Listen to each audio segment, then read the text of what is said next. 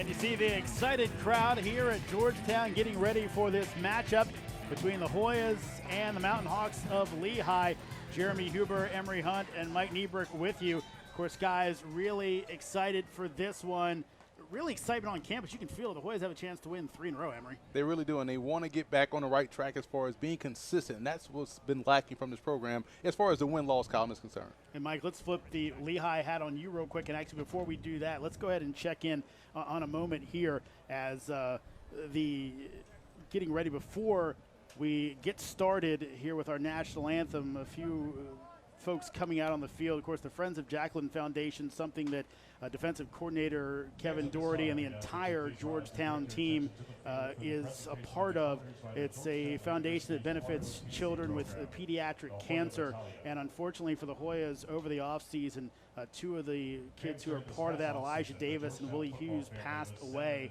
So the Hoyas honoring them today. And again, guys, we've seen before, a great way for these guys to get those kids involved in something like college football. Absolutely. College football is so much about getting involved in the community, getting those kids out there, reaching out to kids, and this is a foundation that means a lot to Coach Scarlatta and means a lot to this whole program. Yeah, it's real tough because you do these games, you become attached to these kids, and to see those stories come out, over the spring, over the summer, online, and you're just like, wow, that kid, and it's great that they do these things because, like you said, Mike, it's a community thing in college football. It's all about community, and this is great to see. Let's go ahead and jump into our keys to the game. Let's start off with Lehigh. Emery, what do the Mountain Hawks have to do today to be successful? Well, first of all, the offensive line has to bring their A game. Every time we talk about Georgetown, it's about run game and defense. Well, defensively, talking about the front 7, that's probably the best front 7 they're going to face this year outside of Colgate. So that offensive line has to be great. And they have to think players, not plays. Find your best players and figure out ways to get them involved in the game early and often. And also, when you're talking about playing Georgetown, you have to win the special teams battle. If they can do that, they can win this game. Mike, let's go ahead and flip it over to Georgetown. What do they have to do to be successful today? Well, the biggest key is stopping the run. Lehigh has Dom Bragalone, arguably one of the best running backs in the FCS. And he is a stud back there in the backfield. Yes, he's had a little bit of a down year, but they have to stop the run in order to win this football game. I also want to see them be aggressive in the secondary. Lehigh quarterback Brad Mays has struggled a little bit, 9 interceptions on the year. I want to see them try and jump some passes and get some turnovers. And then they need to create explosive plays on offense. Get the ball down the field.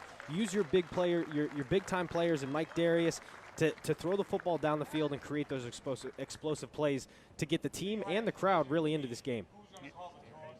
Of course, the Hoyas, again, looking to be able to get that done and really have themselves a big game. Let's check back in with our Yosef Nasser talking about that guy back in the lineup for the Hoyas, Michael Darius. Guys, the Hoyas are excited to be getting back their star wide receiver, Michael Darius, who missed the past few games with a shoulder injury that he suffered in the game against Columbia. Coach Scarlatta said his impact is prevalent. He brings a lot of energy and passion to the field. He probably could have played last week, according to Coach Scarlatta, but they wanted to make sure they took the extra time to make sure he was 100%.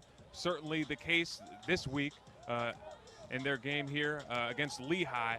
Now, saw Gunther Johnson and Michael Darius working on timing about 2 hours before kickoff.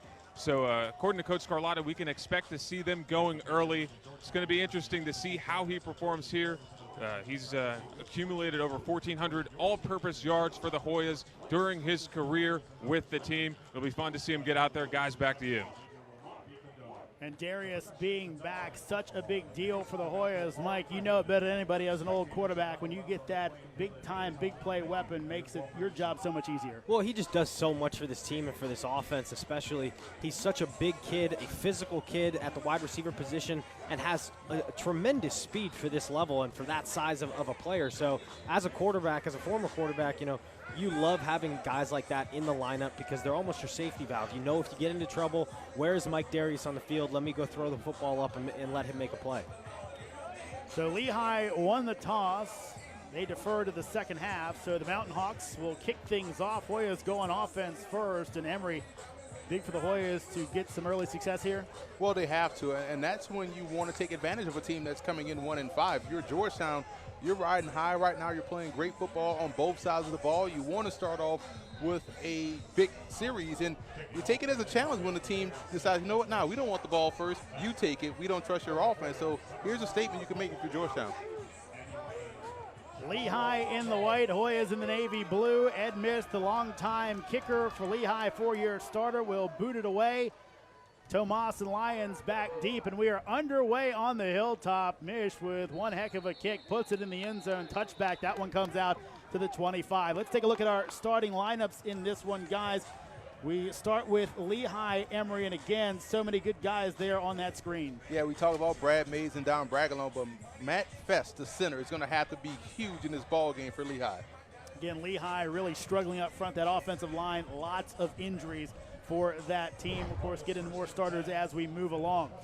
So the Hoyas come out as they have Gunther Johnson at the quarterback spot, the transfer out of Arizona. Not the best stats as of late, but good enough as he hands off up the middle and being brought down after a short gain is Jay Tolliver. Let's look at the Georgetown starters as the Hoyas, of course, go quickly in the hurry up. And Mike, some folks definitely can make some big plays there. Well, yeah, we've already talked about Mike Darius, obviously, but I want to see Winston Jackson get a little bit more involved today. And then, of course, Jackson Saffold in that running game. He's going to have to be big to get those chains moving. Tomas in the backfield. He comes out. And now a flag goes down, and the Hoyas with an early penalty, something you don't want, a false start. Snap infraction, number 59, offense. Dom Scarangella, the center, moving the ball. And again, that's something the Hoyas have done a pretty decent job of as of late. No mistakes. Yeah, you can't have that particular play coming from your offensive line. That's just putting you in a backed up situation. The same motion. Schley's the tight end. 4 wide receivers out there. Johnson looking for the quick pass. Nothing there. He'll take off and run. He spins forward and takes it all the way out to the 30. Should have been brought down earlier. Let's look at the Lehigh defense. And Emory, some names up there. They've had some trouble, and that's an understatement. Well, Sam McCloskey, the strong safety, was in on the first tackle of the game. He's their leading tackler, and you see why he's effective on both ends of defense. Yeah. Coach Andy Cohen really saying, defense played pretty good last week against Fordham early on, got some sacks, but then the run game for the Rams wore them down, something they didn't say when Niebrick was there. And then kind of had their way later in the game. A 3rd and 6. Johnson, pump fakes going deep. He's got Darius wide open, and they're going to say, welcome back, Michael Darius. What a way to get back in. A long touchdown to Darius. No flags on the field. That's the type of big play you wanted to see Georgetown's offense make early in this ball game. Mike, we were talking before the broadcast, watching him warm up. That's a big physical dude out there on the perimeter. Well, it was an unbelievable play call, too, because on that second down earlier, they ran 2 little quick hitches. Both cornerbacks flew up. You can see it right here. Both cornerbacks flew up on the last play. So Coach saw that, recognized it, and said, all right, let's do a quick little screen fake. Release Darius upfield. Great job selling the block there by Mike Darius, and then he's off to the races. And Emory, you mentioned it, a great start, exactly what this Georgetown team needed to start this game. 70-yard touchdown catch to Michael Darius. Here's Hurst on for the extra point, knocks it through, and what a start for the Hoyas, up 7-0. Pretty amazing, guys. And again, it's what the fans at home always say. Okay, if that's the 3rd wide receiver, we get it. But that's Michael Darius that gets that wide open. And the fact that they found plays in the passing game. Georgetown has always been run game defense, and there's nothing wrong with that, obviously, speaking as a former running back. But when you're able to hit plays in the passing game like Georgetown just did on that drive, it has to bring confidence, not only to the offense, but for the rest of the team. So we'll see how inspired defensively they come out on this first series for them and attack Lehigh's offense. Yeah, and I think, a play like that, obviously getting Michael Darius back and getting this team energized on that first, big play. And one of our keys to the game was creating explosive plays. That was one, but a very simple play concept. A great call there by Coach Spence, recognizing what happened the play before and then going to the big play shot there on 3rd down. So Hurst will kick off. Of course, does about the same role that Mish does, handles all the placements, all the punts. Back deep for Lehigh, it's Porterreal and McCloskey. Deep kick, and this will end up in the end zone. So back-to-back touchbacks as Lehigh will have it at the 25. Let's take a look at that Georgetown defense. And Mike, so many playmakers up front for the Hoyas. Well, they really do have a plethora of playmakers in that front four there. And Christian Tate, Duval Paul, those guys are going to have to come up big today. But look for Owen Kessler to make some plays at that linebacker position, too.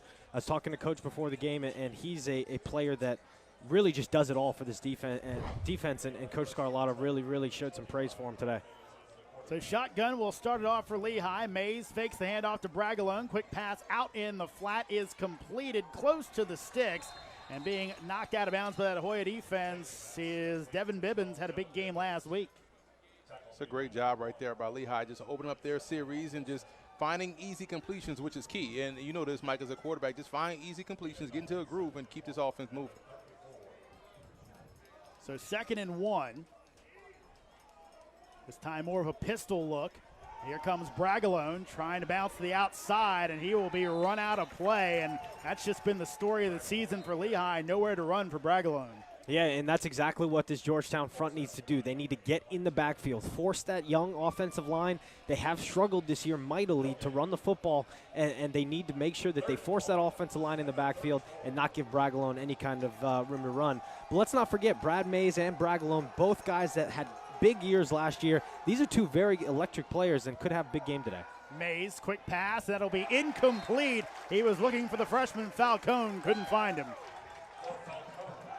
It's probably exactly what you wanted if you're Georgetown. You come out on offense, get a quick strike for a touchdown, come out on defense, get a quick 3 and out against a very potent, like you talked about, Mike, Lehigh offense. And it couldn't have started any better for the Hoyas here at home. And it's funny, you guys mentioned it, talking to Andy Cohen, really just the offensive line injury and youth has really hurt them. They've got weapons. They just can't seem to get them in good positions. Yeah, and I think that's the thing, is they got the guys out there. They just can't seem to make the play. Blaze Brown to field the mish punt. He'll make the catch just off the turf. Brown hit and stacked up and brought down at the 20-yard line, but that's why he's back there, those sure hands of a safety. And he's from New Orleans, so obviously he has sure hands. But I played high school ball with his cousin, who ended up going to Tennessee State in Nashville, Tennessee. He told me, hey, my cousin Blaze plays for Georgetown. I was like, wow, you got to be kidding me. Small world. Here's Gunther Johnson, of course, Mike, a guy who the stats haven't been there, but the wins have. Yeah, he's hasn't been the most productive I think that we expected him to be this year, especially in this new high potent offense. But he's making plays when he needs to, and obviously, the last 2 weeks he's done a good job at leading his team to 2 wins. And that's Tomas around the end on the jet sweep. And again, guys, Emery, I know you're the old running back. You like handing it to the back, but they're finding ways to get their weapons in the run game. And that's going to be key. Finding opportunities outside of the running game is going to be big for Georgetown. We saw that on the first series. And Saffold gets stacked up, maybe a little too tricky for the Hoyas. Big loss all the way back past the original line of scrimmage. Yeah, and that's something you don't want as a Georgetown fan and player there. You just had a great, productive first down play. Now you're moving it back on second down, maybe trying to get a little bit too fancy, a little bit too tricky early on. Brings up a 3rd and 10. Out there in the group, Brandon Williams, of course, wearing 35, the Joe Ekabachi recipient this year. Tomas, Darius, Winston Jackson Jr. also out on the field for the Hoyas. Looking long again, nothing there. Johnson will scramble, trying to buy time. Now he'll run and be brought down as Juwan Morrow makes the play. Call it a sack, cut a loss of 2. It's a big job there done by Lehigh's defense. What we saw on the touchdown pass was the safety, Sam McCloskey, quickly turned his back away from that route, and that allowed Darius to get down the rail wide open. That's what happened. So they kept everything in front of them, was able to get the stop. Last time these two teams played, lots of points. Lehigh put up 54 in that 54-35 win over Georgetown. We'll see if that happens again today. Wouldn't think so, but you never can quite tell. Mays boots it away. Long kick, going to drive the returner back. Flag goes down as Floyd looking for open space. Goldwire will bring him down. Also clean him up is the linebacker Justin Fontenot, and we'll see what the flag is. That one came from a weird position, guys. Yeah, I'm not sure if it looked like maybe a hold on that far sideline there. We'll take a listen here and figure it out. That punt was shot out of a cannon, man. Like they got great lift. During the play, the sideline official contacted a player on the Lehigh sideline. That's a sportsmanlike conduct foul on the Lehigh sideline. That penalty is assessed half the distance to the goal. First down. Wow. So, guys want to explain that one real quick? So basically the rule is, as players, you can see the lines on the sideline there. You have to be behind the lines. It's usually about 4 or 5 yards. If a coach runs into a official, you get a sideline warning. But there's zero tolerance for players running into officials there. So a big 15-yard penalty there for Lehigh starts them way back here in their own zone. So you mean to tell me Lehigh doesn't have a get-back coach? They do. He wasn't working yeah. there. Bragalone goes off right tackle, pushes forward, and ends up with 2. It's going to be interesting to watch Bragalone today. We saw in the first series him – normally he turns his shoulders upfield and gets downhill. We saw him kind of take the easy route, get out of bounds, and now he's getting back to what we've seen him do over the course of his career. So it'll be interesting to watch him throughout the course of this day. Now Bragalone goes out as the widest wide receiver towards the Lehigh bench. 5 wideouts. Mays, pressure coming, eludes the first rush. Giving chase. Can he find someone downfield? He will not. And no flag comes in as he was looking for the freshman, Falcone. Yeah, and it looked like they were going to try and throw a fade route on the close sideline here, but the Georgetown safety did a nice job at filling over there and forcing him, Brad Mays, to roll out there, try and find a guy, but now bringing up a long 3rd down here for this Lehigh offense. 3 wideouts to the one side. Bragalone goes back into the backfield. Hoyas have their pass rushing package out there. Kessler, Kamara up on the line of scrimmage. Mays looking over the middle. He'll complete it. Puerto Real has the first down and a lot more. Puerto Real at the 30-yard line. Will they catch him? They will not. Touchdown, Lehigh. It's a phenomenal throw right there by Brad Mays. He actually surprised Puerto Real on that pass because he threw it with anticipation, and it hit him right in the arms as he went up to grab that football and was able to outrace to the end zone. A guy that we brought up in the open that they're going to have to create plays for him, go to your players and not think plays. This was a great route, great throw, and great run after the catch.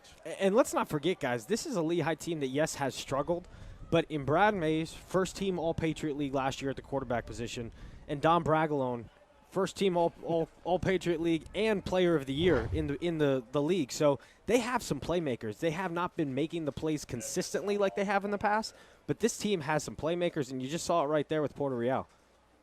Here's the kick. Hoyas blocking, and this could be 2. Goldwire, if he picks it up on the hop, he might have it. Can't get it cleanly. Still trying for it. Cuts back. Goldwire still on his feet. Pitches it away. Bowers out in front. Can Bowers get there?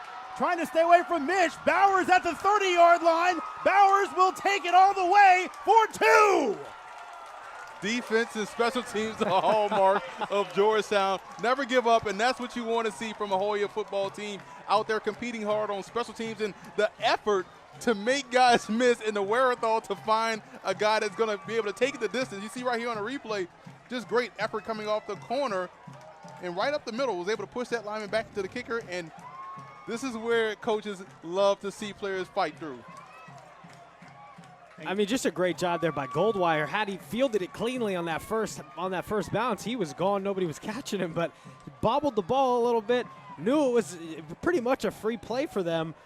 Found Bowers there behind him, pitched it back to him, and the big boy rumbled into the end zone for the rest.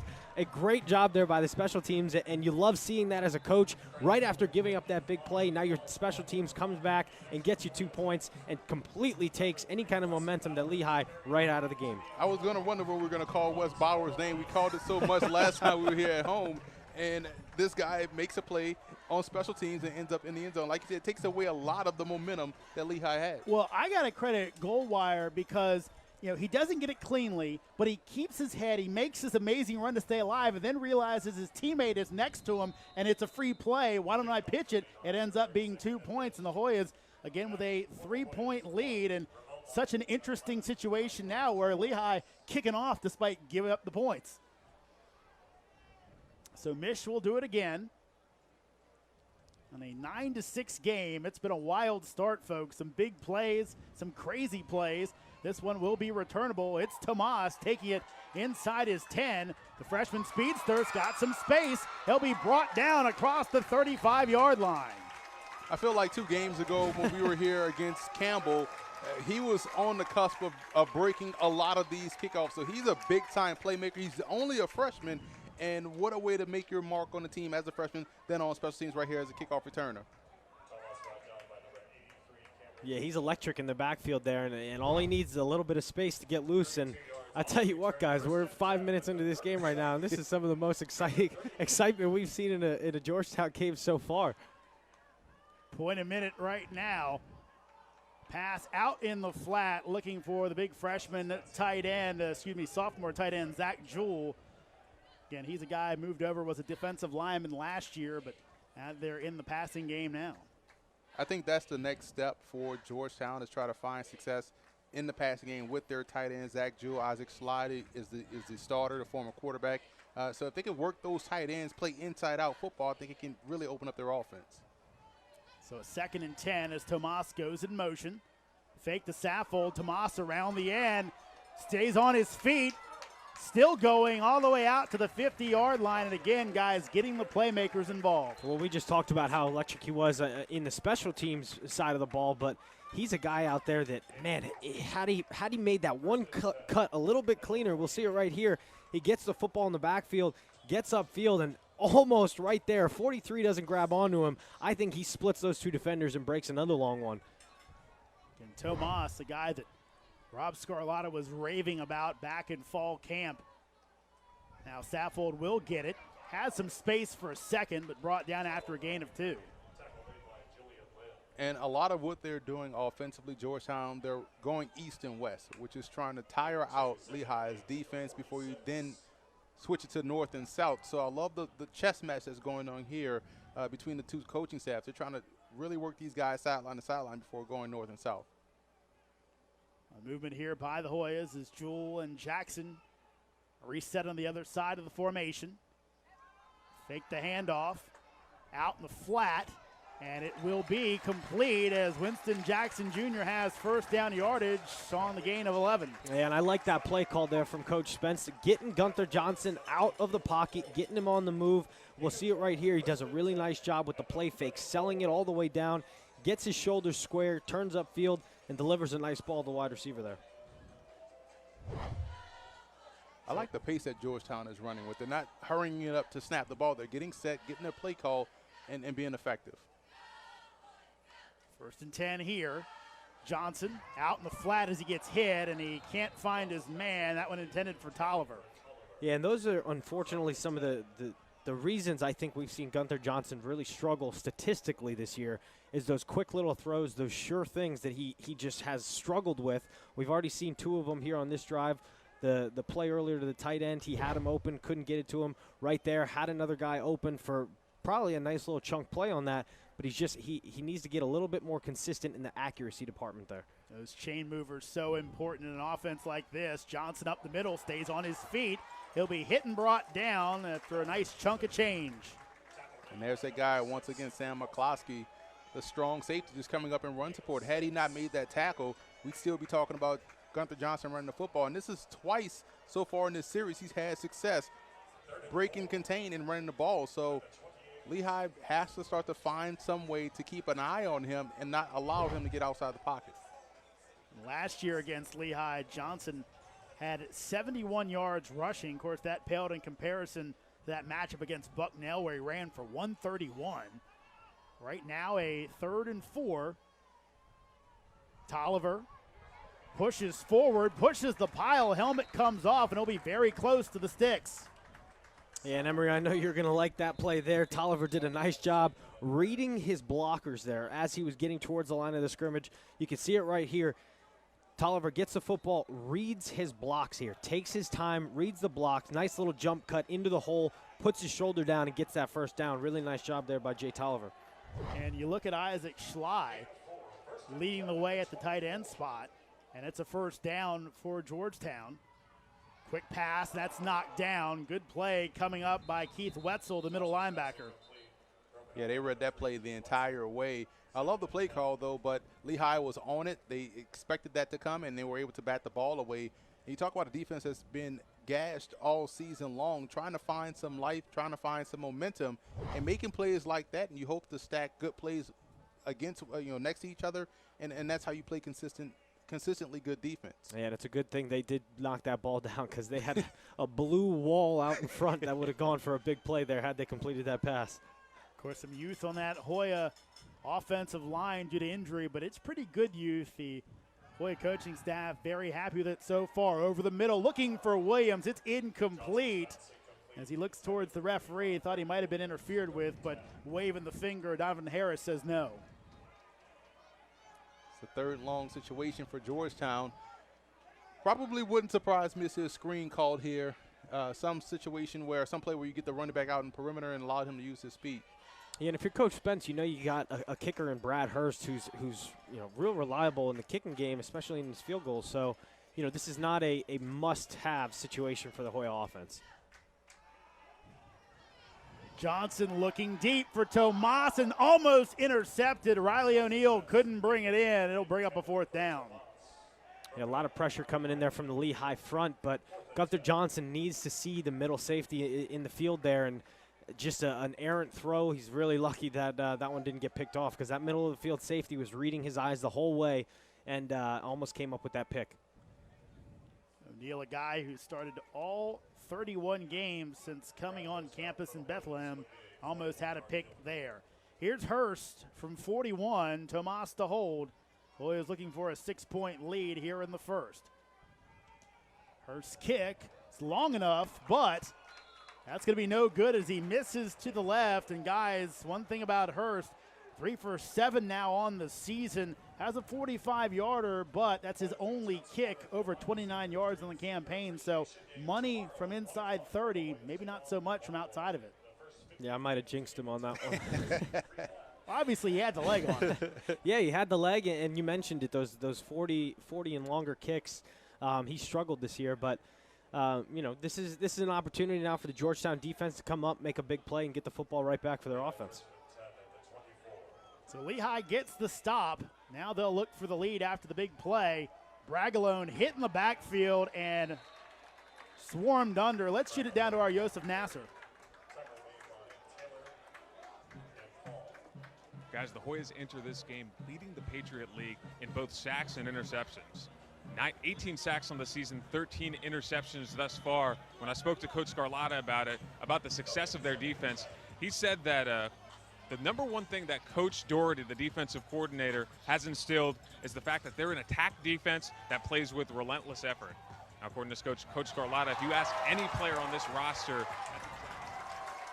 interception there. Big play for the Hoyas again. Cameron Dean on the tip ball. And guys, that killed Lehigh last week. Mays with the 2 tipped interceptions. Happens again there. Yeah, and unfortunately, Brad Mays had him open. He had his wide receiver, found a little zone, a little pocket there in between the safety and the cornerback there, but Brad Mays didn't deliver a catchable ball here, a little bit high. Wide receiver may have been able to come down with it. We'll see right here. Just a high throw there by Mays, and unfortunately another tipped interception, and a big break there for the Georgetown defense coming up with that pick. Freshman Dambaugh off his hands, Saffold up the middle, and he is stood up, still moving, then finally brought down. Good play on both ends there. A nice hard run, but also a nice tackle by Safeman. Yeah, Safeman did a great job in there winning that one-on-one battle. And for Brad Mays, that was the right read. Just a better throw would be a completion. But this is what has happened, like you guys talked about, to Lehigh's offense throughout the course of this season. This is a good team with good players, but you have to find ways to have success. You got to be consistent. Especially in this league, the way it's dominant, on one side of the ball as far as offense is concerned. Gotta love Safeman there. The old grabbing cloth, as they say, would not let Saffold go. That quick pass and pins knocked out as McCloskey comes up to take down Tomas for a loss. Yeah, McCloskey read that play beautifully from the start, knew exactly what was coming, came down from his safety position, and we'll see it right here. Just no chance for the Georgetown offense here. McCloskey read it all the way, made a really nice tackle. Great job there for the Lehigh safety. And he played that perfectly. He played the outside leg, which means if he was going to cut it back, he was going to cut it back right into his help defense. And he's been all over the field today. We've called his name a lot in this telecast. 3rd and 11 here. Johnson, pressure coming, and he'll be sacked. Didn't have what he wanted, and he gets snowed under. Eric Slater getting back there, also on the play. Safeman once again. Yeah, unfortunately, one of those plays that just took a little bit too long to develop. Eventually, he had his tight end down the field, but by the time he saw him, it was just too late. Really nice job by the Lehigh front, getting some pressure on Gunther Johnson there and coming up with the sack and not allowing that turnover to result in any points. Nice green dog pressure right there. They saw those backs stay in. Those linebackers saw that was free reign to go get the quarterback, and he did. Floyd back deep for Lehigh. A second straight stop for the Mountain Hawks. That one came close to getting blocked. Catching inside the 10. Spinning and brought down will be Floyd on a nice play, and that's the long snapper, Brady Weiss. It's a great job right there by the freshman long snapper, Brady Weiss. Again, Georgetown's hallmark defense, special teams, both have been big today, getting turnovers, getting stops, and now making big plays in the special teams department. This is a heck of a job, a tough play to make for your long snapper. Usually that guy is always a sacrificial lamb. You make him miss automatically, but he was able to hold on for the tackle. Just had the death grip there on his jersey. I tell you what, I used to coach 8 and 9-year-olds. It was always grab cloth, grab claw. We've seen it so many times today, guys making tackles just by grabbing that shirt tail. Yeah, I mean, sometimes that's all you need, and at the very least, you're slowing them down and allowing your guys to rally to the football. Interesting formation. They will hand it off. Bragalone trying to get to the outside, and he will be run out of bounds. Again, the Hoyas coming up big. Nice play there from Jethro Francois. And I think that play right there just kind of shows you what the Lehigh coaching staff is thinking, just trying to find ways to get Dom Bragalone the football. Unfortunately, that's one of those plays that Bragalone is a much better runner going downhill instead of east to west. He's the kind of guy that just needs to get his shoulder square to the line of scrimmage and just bully people at the line of scrimmage, really. So going east to west, not Bragalone's forte. Again, 5 wides with Bragalone in it. Quick pass over the middle. Hit and brought down. It's the freshman, Raymond Falcone, as Brown comes up from his safety spot. They're pointing the other way. That's going to stay Lehigh, though. That was a Mike Niebrick-like release. You talk about how quick that ball came off Mays' hand. You see right here, zoom, right there inside, good throw. Kind of like you, Mike. Yeah, that's one of those plays that as soon as you see that you have the off coverage, you basically get the snap, don't worry about getting the laces and get it out of your hand and get it to your wide receiver. So a nice job there by Mays getting it out quickly. 3rd and 7 here. Need to take it out to the 20. A little bit past for a first down. Pressure coming. Mays will be swarmed under by Christian Tate. No quarterbacks like pressure coming right in their face from the middle, and that's what has happened. That's why we talked about the offensive line for Lehigh being huge in this ball game, having to have their A game. We know Christian Tate is one of the best defensive linemen in the Patriot League. He beats a double team there to get to Brad Mays back in the pocket. That can't happen if you're Lehigh. Yeah, I mean, we know Christian Tate's a beast, and he's showing it so far today. He's made a couple of really nice plays at that front. So, that was one of the keys to the game. That front needs to be big. Pressure coming up the middle. Mish gets it away. End over end. Going to take a Georgetown bounce. Almost hits a player. I may have, as it'll be coming up. I think Lyons got on top of it. Hope he did, because if he did, it would have been huge. Rob Scarlatta saying that was a Lehigh player that hit the ball. Let's unpile. I think the side judge agrees with him and says that was Lehigh that kicked it. Of course, now the side judge is keeping his spot, so he can't tell the referee, don't worry about this. Heads up play there by Ramon Lyons, though, going after that football, because from up here I couldn't tell. So, Emery, you were all over that one, the illegal touch. So the fumble recovery really didn't need to be, but you have to play it that way if you're Georgetown. Like you said, Lyons was Johnny on the spot. Good alertness right there. Again, Georgetown special teams making plays. Another good chance here for the Hoyas. Can they take advantage? Tolliver trying to get around the end and has his pins taken out Nice play from the defensive backfield of Donovan Harris. Yeah, really nice job there by the cornerback Donovan Harris coming up and making a hit on the running back there, lowering his shoulder, not allowing him to get any more yardage. Really nice job there by Harris. But if I'm Coach Spence right now, I got to take a shot. You starting off with the football at the 35-yard line of Lehigh. Take a shot downfield, try and make a big play, get that explosive play, and get it into the end zone. 2 tight ends into the game now for the Hoyas.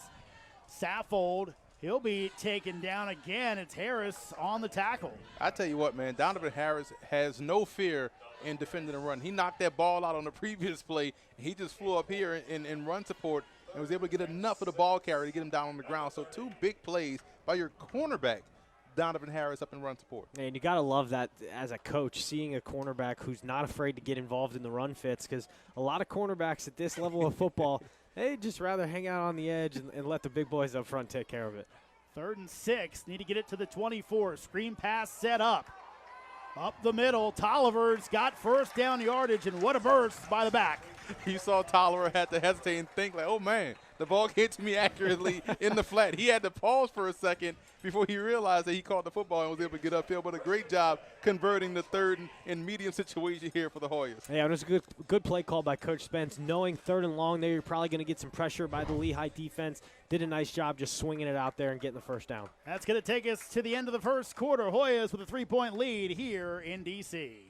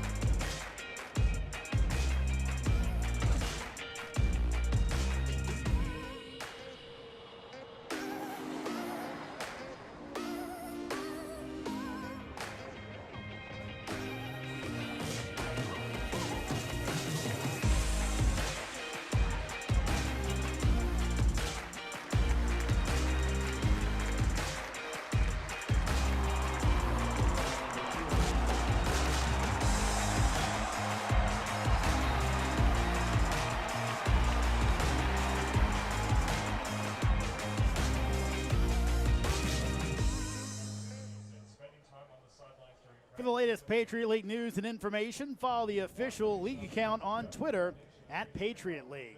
Well, guys, the Hoyas with a chance to put some points up, some Patriot League honors this past week. Some honorable mentions for Ramon Lyons as well as Gunther Johnson.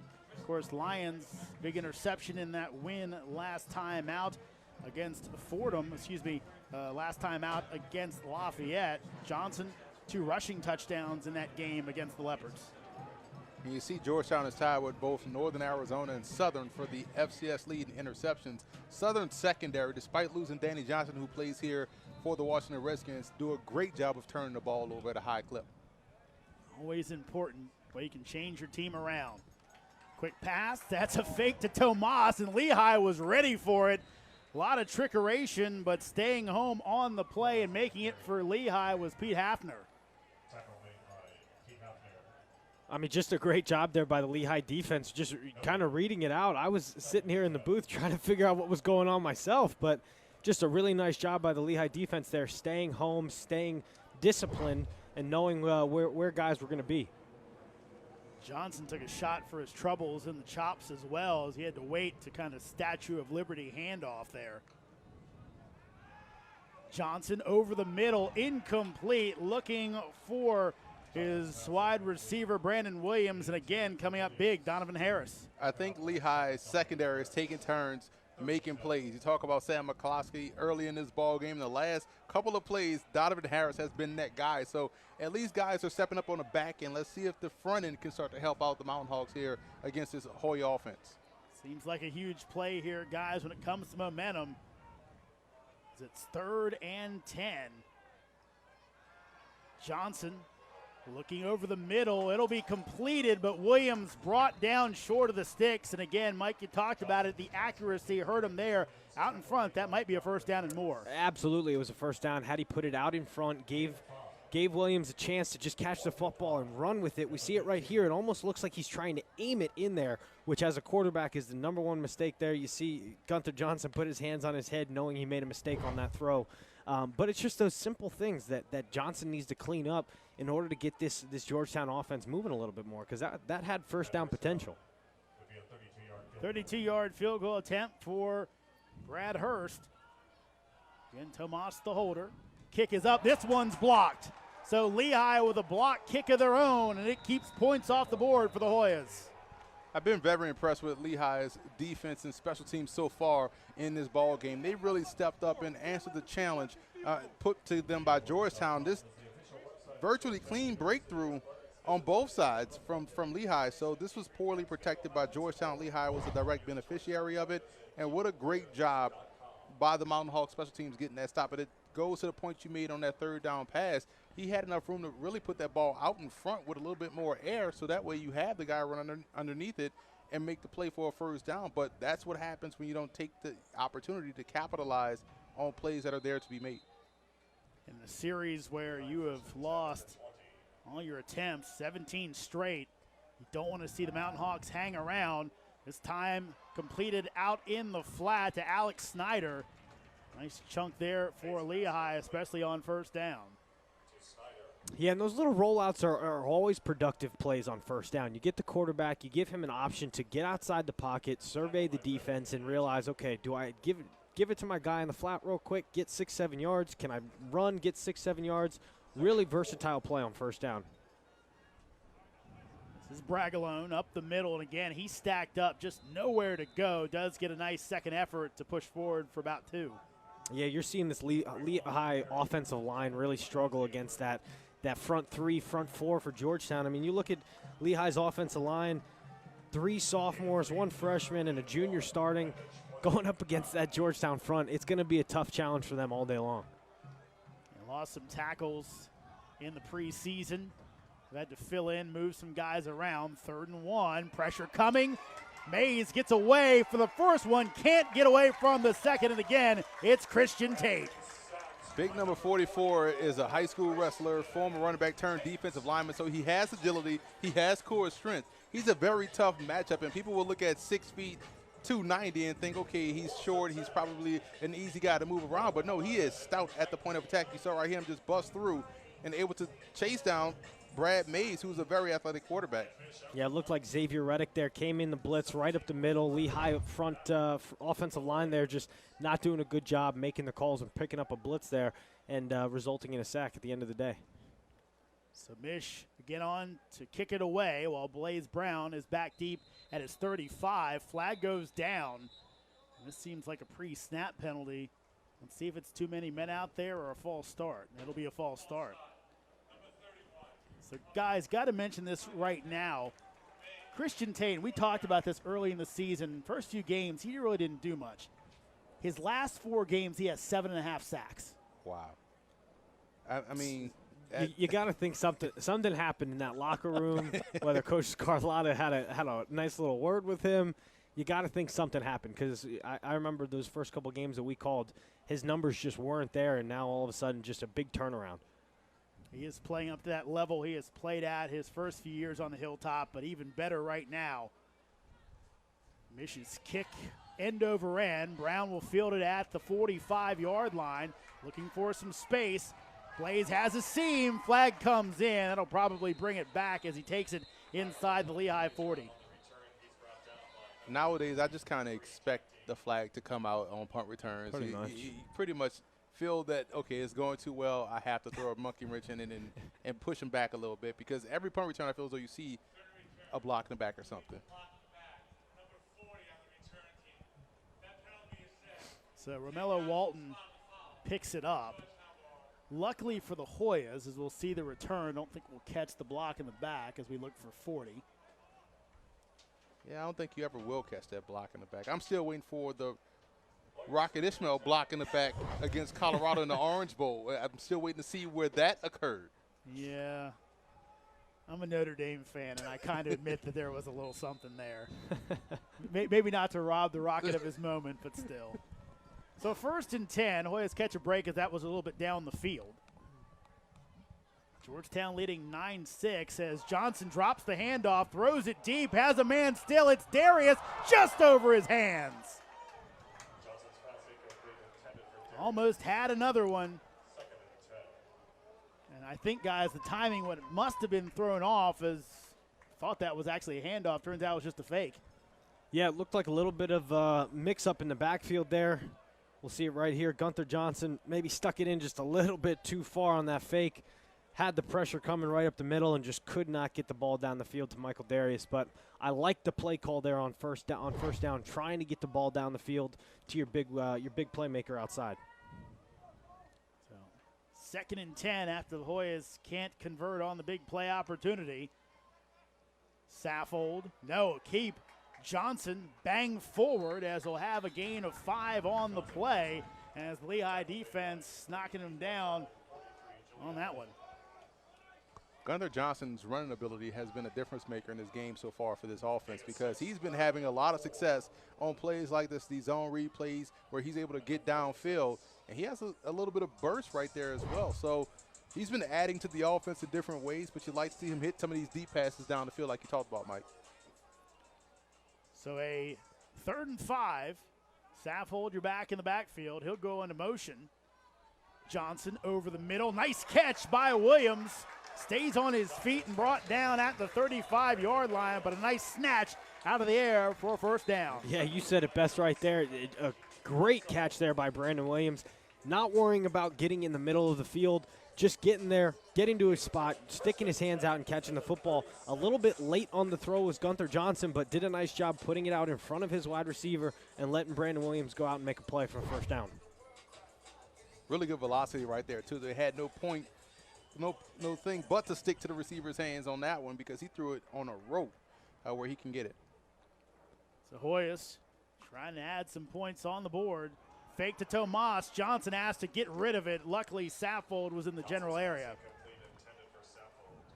I think that's a smart decision right there by Johnson, just getting rid of the football instead of eating the sack in that situation because that would have put him in a situation where it was going to be 3rd and about 20. And now it's 3rd and 10 or 2nd and 10, I'm sorry, where you still can stay on script as far as your offense is concerned. One thing you have to like is they're using Tomas as a decoy as he's running a lot of that motion, faking that jet sweep, something that really makes that Lehigh defense have to be cognizant and see if the Hoyas can take advantage of it. Now Darius goes in motion. Fake to him. Pressure coming as thrown up, looking for Williams. It'll be almost picked off, and he can't bring it in. Sam McCloskey had a chance for the pick and couldn't convert it. A play doesn't care who makes it. It just wants to be made. And this is the 2nd time in this ball game we've seen Lehigh drop potential game-changing interceptions. This one was most egregious than the one we saw earlier that led to a field goal attempt, a missed field goal attempt. You have to make that interception if you're McCloskey. You've been playing great all game long. You got to come up with a turnover. On that play, guys, it looked like the man who came in and brought the pressure, Sly, was set in motion to get him, couldn't clean him up. Johnson looking deep, looking for Darius, and he can't keep it in bounds. Incomplete. Yeah, just another missed throw there by Johnson. We've talked about it multiple times in the various games that we've called. Michael Darius is a guy that you just have to give him a chance. This throw is 100% of the time going to be incomplete. You're throwing it out of bounds. Michael Darius has 0 chance to catch that football. He had his guy beat off the line. Even if you put it a little bit behind him, just allow him to go make a play. Allow him to use that big body to go up and make a play for you. And I would bet you 7, 8 times out of 10, he's going to come down with the football. A chance by the board for the Hoyas, starting to mount up. And this one, end over end kick. Floyd calls fair catch and makes it at his 10-yard line. So, again, Hoyas one bonus there. They'll pin Lehigh back deep. And at some point, if you're Georgetown offensively, you can't continue to waste these defensive opportunities that your defense is giving you. Your defense is doing a great job of slowing down this Lehigh offense, getting pressure. At some point, we know the Mountain Hawks, with the way they can throw the football, with the way they can really get big chunk plays on offense, they're going to find their way back in this ball game. Of course, we saw it in the opener, guys. Daniel Smith for Campbell had that one scramble play, really the only big play Campbell had all day, and ended up winning the game for them. This is Allen, the backup running back. He'll be stacked up by a host of Hoyas after a minimal gain. Yeah, it's one of those things that talking with Coach Scarlatta and calling these games over the last couple of years, it's something that we've seen consistently from a Georgetown offensive perspective is they have the plays there. They have things that are available. They're just not executing at a high enough level to win a lot of these games consistently. Now, obviously, still 9 minutes to go in the second quarter. There's a lot of football left to be played, and they could completely turn it around and start hitting every single play that's out there for them. But right now, just not consistent enough on offense and really relying on their defense so far in this ballgame. Allen went out to that wide receiver spot. Now comes back into the backfield, checking out that Hoya defense. Mays, quick pass, almost picked off, hit Goldwire in the face mask, and Rob Scarlatta doubles over. He thought he had a pick six. That legitimately hit Jalen Goldwire in the life. He turned around, the ball was right up on him. Like you said, hit him in the face. But credit Brad Mays for throwing it hard enough to where he had no chance but to drop that football, because that ball came flying in. There were 4 Hoyas around the receiver, really nowhere to go with that football, and he's lucky it didn't bounce up and result in interception. Looking deep, might have a man, and this will be incomplete on the coverage. Leon Agee, as they were looking for Puerto Real for another big play. We talked about Leon Agee at the beginning of the game, just a guy who's so versatile on defense, can go back there and play safety, can go up and play man-to-man like he does right here. We see him lined up against Puerto Real. Does a nice job getting some hands on him, slowing him down a little bit, and then, just a little bit of an overthrow there by Mays, but solid defense there for the Georgetown Hoyas, forcing another punt here. And that was great communication on the back end. You saw one defensive back pass him off to Agee, who took the right angle and was able to cut off the receiver, and that way it made it an incompletion.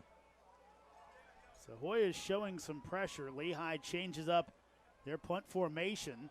Contact in the back, and this may be roughing the kicker as Brown makes the catch, but the Hoyas may have shot themselves in the foot once again. They're going to say that's a 5-yarder, so the Hoyas catch a break. Still hurts him on the back end because that fair catch was at the 38-yard line, pushes him back a little bit more, but still good field position nonetheless. Right now, Andy Cohen going through some deep machinations on the sidelines, trying to figure out what he can do. Might be the one where you might make him kick it again.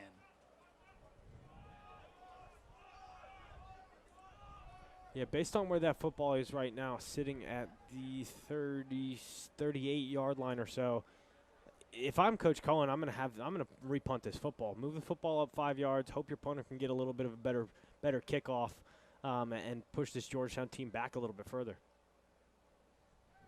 Running into the kicker, number 37 on the return team. 5-yard penalty. Repeat, fourth down. So they will choose to kick it again, and you would have to think Georgetown this time be a little more careful, maybe not send as much pressure on that punt. But we've seen it before. Brown's more of a sure-handed guy as we see the rush running into the kicker. Yeah, I think they caught a break there with just a running into the kicker instead of a roughing, which would have obviously resulted in a first down. So Mish will do it again. This is a better kick. Brown takes it at his 40-yard line. Makes the first man miss, still on his feet, and he'll take it down to the 45. So difference in field position, but still great field position for Georgetown. We'll see what Georgetown comes out offensively and does. And one thing that you look for is to them get back to basics. They got to remember to run the football and also not try to be Lehigh as far as trying to push the football vertically down the field. So you look, of course, these two teams have both played Fordham. Hoyas with a 23-11 win, while Lehigh beaten 43-14 in a game that kind of got away from them later on, especially in the matchup. But unexpected after Fordham dropped that one to the Hoyas to see that happen. Tolliver hit in the backfield, and now the run game not working for the Hoyas. About 5 Mountain Hawks were back there. Yeah, and if you're Coach Spence right now, you got to find something. You got to find something to get this offense moving in the right direction. You have to take advantage of this field position. Right now, I think their average starting field position is right around their 50 to start this football game, which is unheard of.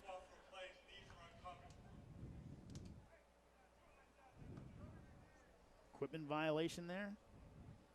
Oh, Zach Jewell didn't have his knee pads covered up or covering his knees. I have never heard that. First time I've seen that one. They'll be hearing, these refs will be hearing from defensive backs and receivers nationwide on Sunday.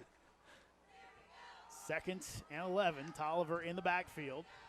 Johnson looking long for Creighton, and he will make the catch. Creighton down to the 25-yard line. And that's the point you brought up, Mike, about giving your receiver a chance. He did on that particular play. Yeah, I mean, he has playmakers at the wide receiver position here, and we see it right here. Just a nice job seeing he had one-on-one coverage on the outside and putting it a little bit on that out shoulder, letting his wide receiver go up and make a play for him instead of overshooting it. Really nice job there by Gunther Johnson putting that football in the right spot. Now we need to see it consistently. Freshman Cameron Creighton out of Rolette, Texas with the big play. This is Tolliver cutting it back, and again the Lehigh defense is there, nothing doing. And now a flag goes down, and this is probably going to go on Lehigh. And now another flag comes in, and that's going to be on Gunther Johnson. That's going to be on Johnson, yep. And that is unforgivable. And Rob Scarlatta telling him so.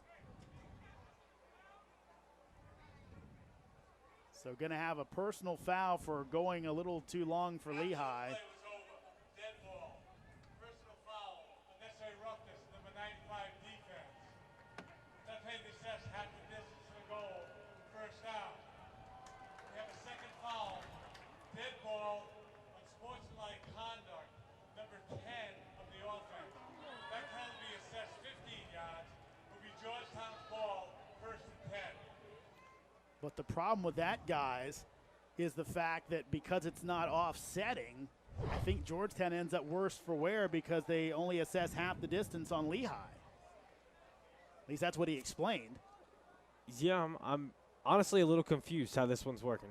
I figured both of them would offset, which is what you normally see. So it looks like they're walking off the first penalty and then walking the second penalty back. I'm honestly a little confused. I don't know about you guys. Yeah, I think they went half the distance to the goal on the first penalty and then assessed 15 yards back on Georgetown. Maybe one because one was in play, one was post-possession. But we'll basically go back 2 yards and do it all over again. 1st and 10 for the Hoyas. As Saffold tries to cut it back up the middle and nothing doing. What Lehigh is doing right now is fantastic because they're beating these moving linemen to the spot, which is setting the wall, setting the edge, and is forcing these backs to cut right back into their help defense. And that's why you're seeing great team defense right here within the front seven from Lehigh, because those guys up front are doing a great job in setting that wall, setting the edge, and really clogging up those running lanes. And I tell you what we're also seeing from this Lehigh defense is they're basically saying, Gunther Johnson, you have to beat us throwing the football. They're going man-to-man on the outside, loading the box, and not allowing any kind of run fits to happen. So now the Hoyas take a timeout as there were issues with substitutions. And again, such an important possession for the Hoyas. 6:24 left to go in the half. Of course, Lehigh gets the ball to start things off. As the Hoyas will bring some folks onto the field. Max Edwards, one of them. They'll split Jewell out as a wide receiver. Looking for the screen again, nothing there. Throwing this one up for grabs, and it will be on the sidelines. Is it caught or incomplete? They'll say incomplete, out of bounds, looking for Winston Jackson Jr. And a flag is down in the backfield.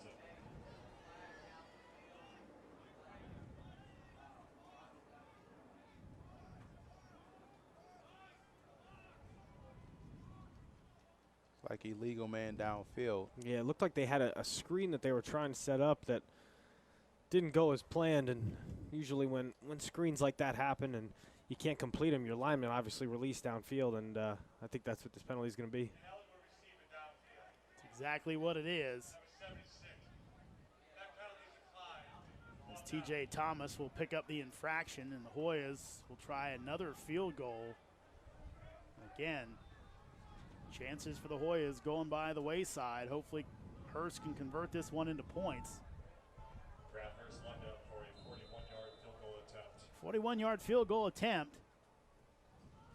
Distance missed from earlier today. He'll try it again. First kick is up, and this one is no good. So again, the Hoyas can't convert as Hurst misses from 41.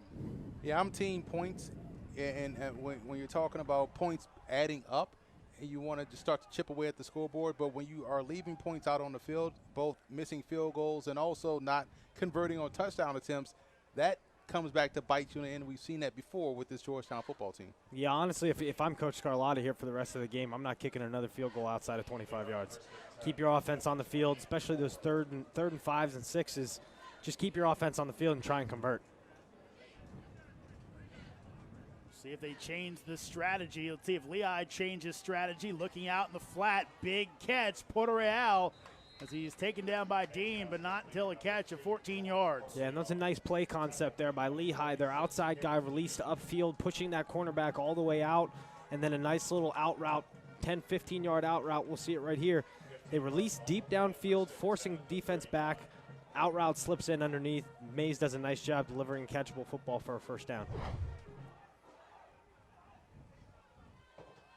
Here's Bragalone trying to get to the outside, and again, the Hoya defense, nothing doing. Wesley Bowers bringing him down for a short loss. There's two schools of thought of playing a run. We've seen Lehigh do a great job of setting the wall, setting the edge, and we've seen Georgetown do a great job of maintaining the line of scrimmage. So it's tough for the lineman to get to the second level, which is why Bragalone is having a lot of issues trying to put his foot in the ground and hit upfield, because there's no room to go for him as far as running the football.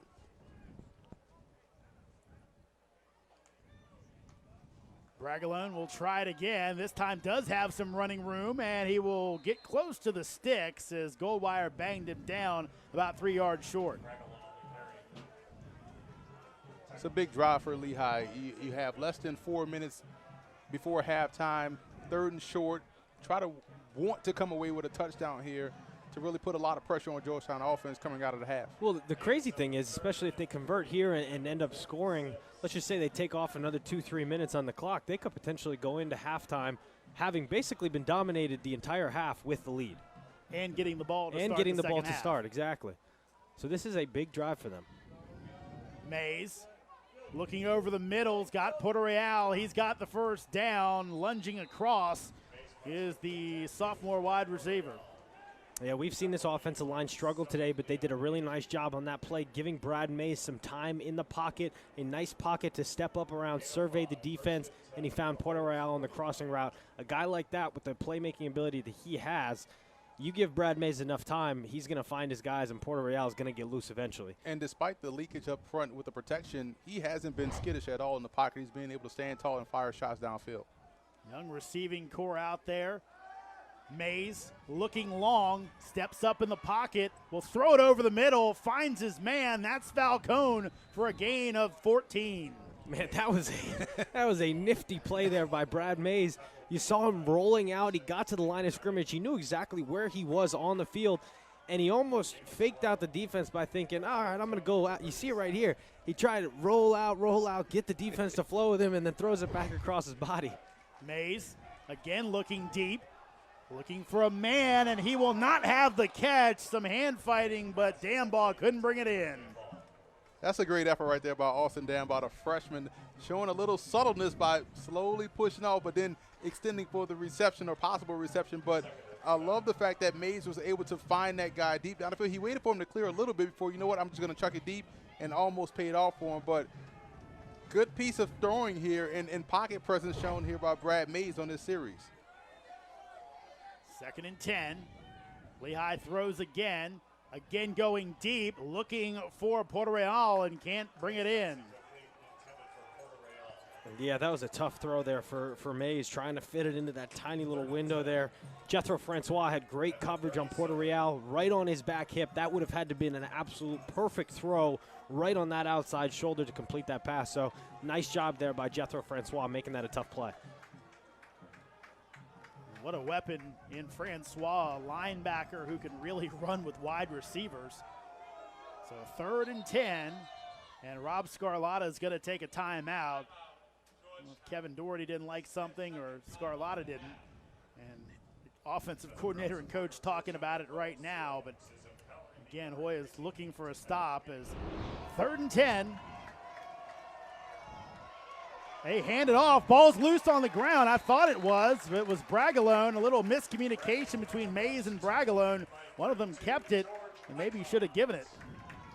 That indecision right there is something that me and Mike probably would have went through, where I want the ball, but he sees the better picture, like, dude, let it go. And that's what happened right there in the backfield. There was a lot of indecision going on between the two players, but that's going to happen when you're asking the back to squeeze but not clutch, and the quarterback's job is to read what's going on and make the decision. Yeah, it's definitely tough, especially the longer you keep it in there. That running back's just going to be like, all right, I'm taking it. Here's Mish. High kick. And Brown gets run over. Ball almost hits the Hoyas. And this will be downed at the 1 yard line. Rob Scarlotta can't believe it. I guess the referee is going to say that his own man ran him over. Lehigh showing pressure. Johnson will take off running.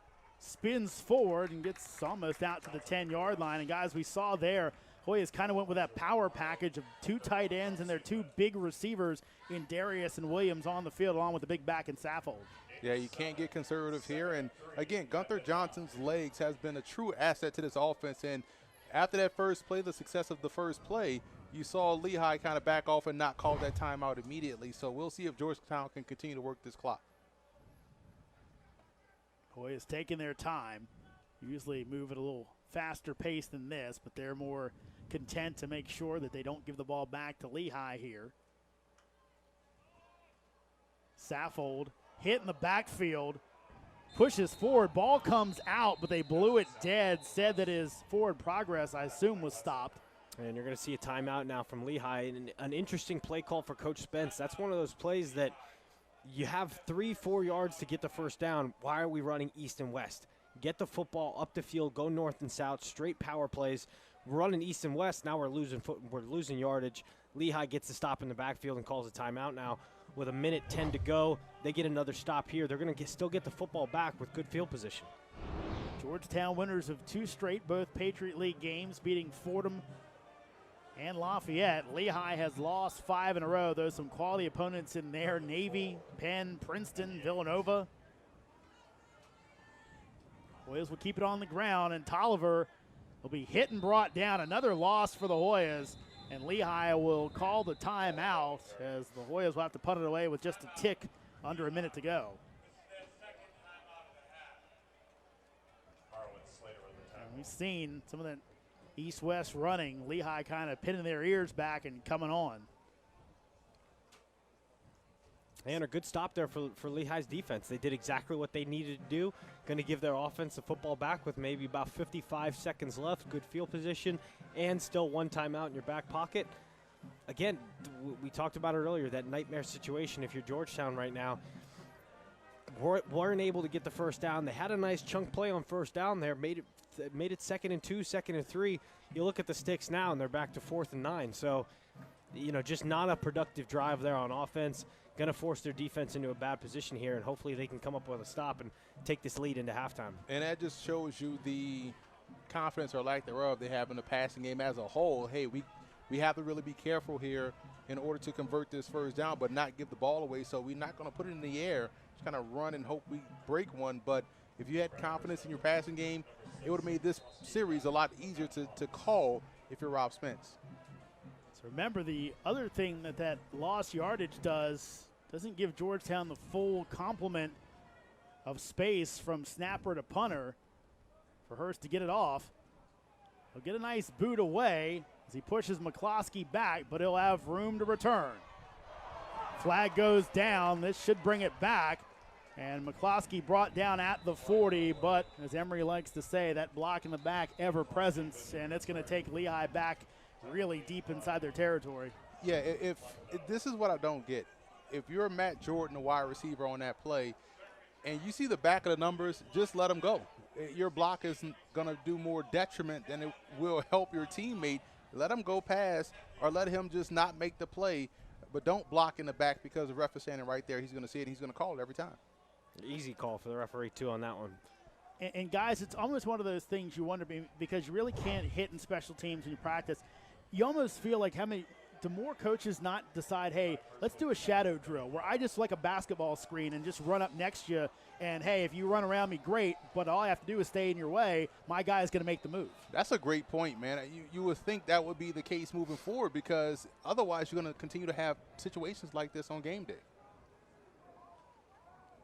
Here's Mays out in the flat, has Falcone, big hit by Brown right on the sideline. And no flag, so Brown timed it perfectly. Yeah, I think Blaze Brown's feeling pretty good. Exactly. I think any worry about him being hurt just got taken out of the building there. Really nice job there by Blaze Brown, just coming up, reading the play, quick little speed out, and laying the boom on the sideline there. Mays over the middle. Puerto Real makes the catch all the way down to the 25-yard line. Well, you talk about, why Brad Mays was first team All-Patriot League last year. An incredible throw down the seam, kept it away from the safety, now coming up and clocking the football. And a quick clocking of the ball, so not a lot of time ran off there after the first down. 35 seconds left on the clock, guys. Let's take a look at that big play. I mean, we see it right here. Just a great job there by Mays, reading the safety. He saw Blaze Brown in the middle of the field, knew he had to manipulate him a little bit to get off that hash, and Puerto Real did a really nice job there, bending that route in just a little bit, and Brad Mays delivered. Mays looking over the middle, gets away from one man, flag goes down. Mays just chucks it out of bounds. No, he didn't have anything there. And I think we're going to have a hold there on the offensive line as well. It was funny. You saw Mays. If we see it on the replay, I could see it here, just a frustration throw out of bounds. Wasn't even trying to get it to Dambaugh. He was just getting it away so he didn't get hit. Yeah, I think he saw that flag come in as well. And as a quarterback, it's one of those things you feel it. You do a nice job stepping up in the pocket, and then you see that flag get thrown, and you're like, all right, well, this play's over. Right Threw there. a rocket shot out of bounds. Hashtag most angry throwaway ever. Second and very long. Mays coming up, trying to get to the outside, and has his man as Dambaugh catches it and gets out of bounds. Back, nice gain there, all the way down to the 23. And got a lot of chunk yardage back there. Nice job again by Brad Mays, feeling the pocket, reading his surroundings around him, stepping up, and delivering a good ball to Dambaugh there on the sideline. Big play here. Ragalone in the backfield, 4 wide receivers, 3rd and 7 for Lehigh. Mays pressured, keeps the play alive, trying to get his man to go deep. He will throw this one up and out of bounds as the Hoyas came up from the secondary. Jethro Francois put on the pressure. Well, just a nice job there by Georgetown defense, covering everybody downfield. They did a nice job man-to-man coverage in the back end there with the safety over top, doing a nice job just staying with their guys. Mays extended the play, got outside the pocket, but at the end of the day, that Georgetown defense was just sticking to their guys, didn't give him anywhere to throw the football. And you see it right here. There's a lot of blue shirts around those white jerseys, so just a nice job there defending their guys and staying with him throughout the whole play. Yeah, Mays was trying to tell Devin Bibbins to get downfield, and he reacted late. Georgetown reacted quicker, and that's why he was able to hold that football longer than he wanted to. 39-yard attempt for Mish, and Rob Scarlatta will take a timeout, maybe to go ahead and ice the senior kicker for Lehigh. Mish, a guy who has been around for a while. We've been calling games together, and Mish has been the guy there, though. Again, last year had some injuries he was battling, but he was all Patriot League in 2016, so he's a quality kicker when he's healthy. Always so important to have, and he can tie this thing up. And guys, without knowing just kind of watching the run of play here, you'd think, okay, Georgetown's up by a few scores. Mish hits this, we're all tied up at the half. Yeah, I mean, if you've just been watching the game and you haven't seen any of the scoring plays, you would think Georgetown's up by quite a few points here. But it's one of those things that we talked about earlier in the game, just not capitalizing on the opportunities that they have. They've had the football in Lehigh's territory almost every single drive that they've had, and they only have 9 points on the board. 2 of those coming from the 2-pointer there with the blocked PAT. Lumen large. Well, the Hoyas come after this one. 13 seconds to go in the half as Mish lines it up from 39. Here's the kick. Mish will miss this one to the left. So the Hoyas catching a break there And they'll take the lead into the half off the missed field goal by Mish. I think we're a jinx today for kickers. Yeah. Earlier I said how reliable Brad Hurst is. He's missed a couple. And then you went ahead and said he's been around for a long time, all Patriot League, and we got more field goal misses. So I think we should just stop talking about kickers. Just stop. We put the kibosh on them, man, and now Georgetown really gets to get out this half with their lead. Gunther Johnson takes a knee, and that will bring us to the end of the half. Georgetown with the 9-6 lead on Lehigh. Welcome back to our nation's capital. Georgetown with the 9-6 lead on Lehigh. About to start the second half. Take the Patriot League with you wherever you go. Live games and on-demand content is free and easy to watch online and on your mobile devices. Log on to PatriotLeague.tv or download the Watch Stadium app to start watching today. In addition, select Patriot League games are also available on a variety of over-the-top outlets and over-the-air television outlets. Visit PatriotLeague.com under the Media Center tab for more details. Speaking of media, the guy in the booth with us, Emery Hunt, a little double dip today. You're leaving us. You're headed up to Baltimore to call a little Morgan State Howard. Yeah, the go-go offense, man. This should be a strength versus strength game. Great offense in Howard. Great defense in the bullies from Baltimore, the Morgan State Bear defense. So I'm excited. I'm also excited to fight this traffic going from D.C. to Baltimore. So we'll see. Kickoff by Hurst is going to make its way into the end zone, so Lehigh will scrimmage from their 25-yard line. Again, Hoya is in the navy blue today. Lehigh in the white tops with the gold pants. Though we couldn't really tell from here. It's maybe gold or brown. If you call them gold. I don't know what that color is. Mustard. And that might be a more fitting color there. So a 1st and 10 on the 25-yard line for Lehigh. Again, Hoya's had their chances early on. Could not really put distance between themselves and Lehigh. Mountain Hawks deferred the opening kickoff. Hoya showing pressure here. Bragalone off right tackle again, stacked up by the Hoya front. But what's promising about that, Mike, is the fact that it was a downhill run. And that's what we've talked about all broadcasts, that you want his shoulders to go square down the line of scrimmage. He can be able to plow through defenders and find ways to have success. And that's just a great start to me. It may not show it up in the down the distance, but I think that's a great start for Bragalone. Yeah, and at the end of the day, that's the kind of back he is. And Georgetown's coming up and trying to stop the run so hard that, yes, it might not have worked on that play, but maybe 3-4 runs down the road, he breaks one. Mays under pressure, escapes it. He'll take off and run, and he'll slide down for the first down, just short of the 40-yard line. Yeah, Brad Mays, not a big runner, but he knows how to get out there and use the space that he has available. Another nice job by the Georgetown front, forcing pressure, but they didn't do a good job of containing him on this play. He just does a nice job stepping up in the pocket, sees he has a lane for 10, 15-yard run, goes and gets the first down. Rushing that quarterback, you got to maintain those rushing lanes. Hoyas didn't do it there. Here's Bragalone. Patiently goes up the middle and ends up with a gain of 5. Again, I like the pace that we're seeing here from Lehigh. It's small swings at the tree with the big axe, and they're doing a great job of just slowly working their way downfield against this Hoyas defense. Of course, Bragalone was a consensus All-American last year at the FCS level.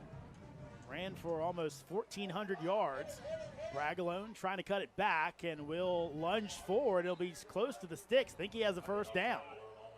Yeah, I think they're going to give him the spot there for the first down. And a nice job there by Bragalone, reading his blocks, sticking his foot in the ground, getting upfield, and knowing what he needed to get that first down. So right now, Lehigh taking a bit different tact in that first half. As the guys mentioned, a lot of sideways runs, a lot of east and west. This time going forward, and Bragalone being patient, waiting for the seams to open up. No fake. Now out in the flat. That'll be caught as Bibbins brings it in. One of his first catches of the day. Bibbins last week had the 5 grabs for 112 and a TD against Fordham. And so far, so good for this Lehigh offense, doing exactly what they wanted to do coming out, just methodically working their way down the field. They're not trying to move too fast on offense. They're making sure everybody gets set, using that power running game by Bragalone, and then right there just getting the ball out, getting you 7-8 yards on a nice little hitch route. So far, so good for this Lehigh offense. Back up tight end, Snyder in the game.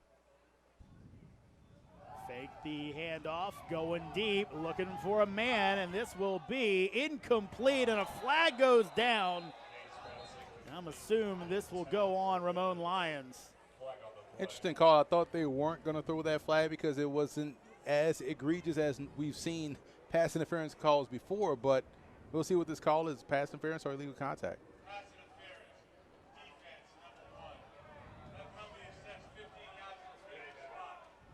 So the 15-yard penalty moves it up, and Mike, you're the guy who espouses this one. Take a shot. It works for Lehigh. Absolutely. You know, it's second and short there. It's a good down and distance to actually take a shot downfield because you know you have, if you don't complete it, now you have a third and manageable situation. So they did a nice job taking a shot down there. And to Emery's point, obviously not a whole lot of hand fighting going on right there.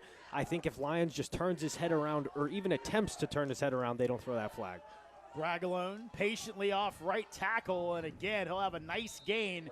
This one for about 7, so right now Bragalone just taking his time and letting those young guys do a little road grading. And this offense is taking his time. Too many times in college football we see tempo, pace, and guys who try to run a play for the sake of running a play. But I love the pace that Lehigh is getting set, getting everything squared up, blocked up properly, and they're having success because of it. All this 2nd and 4. Bragalone. Nice push from the line, stays on his feet. It'll be brought down as Wilson makes the play after a gain of about 1. And you talk about Bragalone just finding his way and feeling his way along that line of scrimmage. And the best thing for an offensive lineman to do is just to go forward and not pass pro. They would rather run block than pass pro. And you're starting to see this offensive line build some confidence so far early in the second half. And I think you see, like we were talking about in the first half there, the adjustment that was made of this is a very young offensive line. Just allow them to find a guy and move forward instead of trying to worry about east and west and passing guys off. Boys, a little movement up front. Mays back to throw. Pressure comes. Ball comes out. An offensive lineman gets it. His helmet came off, so the play comes dead. Rob Scarlatta, he's angry about something too. Scarlatta, they'll pull him back off the field.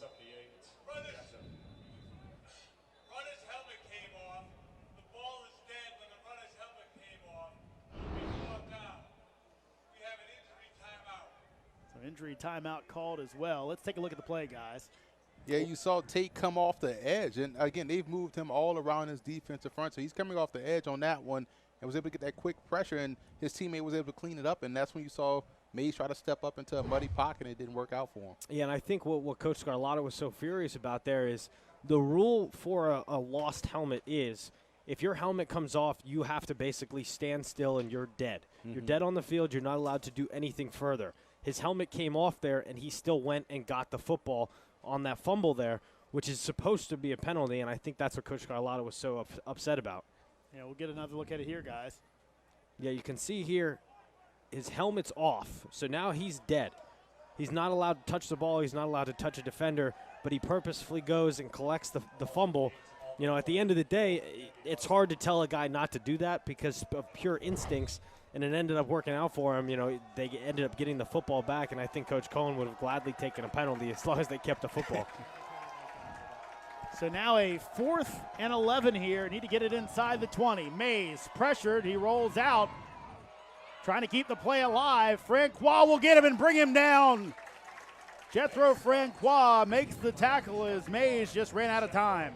And out of options. They really didn't have that many options on that side of the field, and you hope that one guy will break free, go back to a little bit of backyard football, but credit Georgetown's secondary for tightening up the coverage on the back end and not falling for it, not taking the cheese, and allowing those guys like Owen Kessler and company and Francois to rally up and make the stop and turn the ball over. So good offense by Lehigh to come out, but great defense here by Georgetown to limit this drive to 0 points scored. Brendan Sawicki out there. He missed some time earlier in the season due to injury. So the Hoyas get a stop after Lehigh looked like they were moving. Johnson will keep and get it just across the line of scrimmage. Yeah, and I'm curious to see what offensive adjustments Georgetown made in the locker room there coming into the second half. And just looking at that play there, obviously not a very successful running play, but I noticed Michael Darius in the backfield trying to get him more involved. I think he's only got 1, maybe 2 catches on the day. They have to find a way to get him the football. He is too good to not touch the football. Of course, had the big 70-yard touchdown catch. Almost had another one looking for Darius here. And there was some contact, but I think they're going to stay within the 5 yards. Yeah, and again, another throw downfield to Darius that he has no chance of coming up with. Gunther Johnson needs to just let him make a play. Just put it on his back shoulder, put it up in the air for a jump ball, do something that allows Michael Darius to go up and try and catch the football. Looked like Wilson in that long reach at 6'1". Definitely was slowing down Darius's progress. I don't know if that played into it, but now the Hoyas staring at a 3rd and 9 on their first drive of the second half. Johnson pump fakes. Now he'll pull it down and be hit from behind after a gain of 3. So the Hoyas will have to punt it away. It's a good job right there by Witzel, not allowing him to break contain once again and pick up that first down with his leg. So the effort has been there for Lehigh on defense, and I'm excited to see this team continue to find that confidence on that side of the ball, because we've talked about this defense for, the last 4 or 5 years being a liability, but they're proving themselves to be a big-time strength today against Georgetown.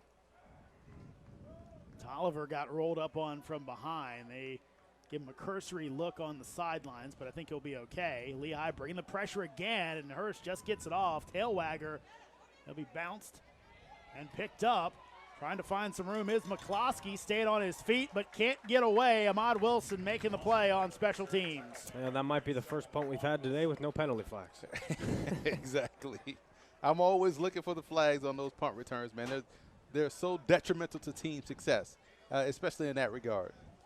Now, I'm curious to see what Lehigh does on this drive here. That last drive obviously yielding no points, but they did a nice job at sticking to their game plan, the downhill running game, quick passes, not doing too much with the football. With them not getting any points in that last drive, are they going to try and switch something up now to try and get to create a little bit more impactful downfield plays? We're going to find out right here.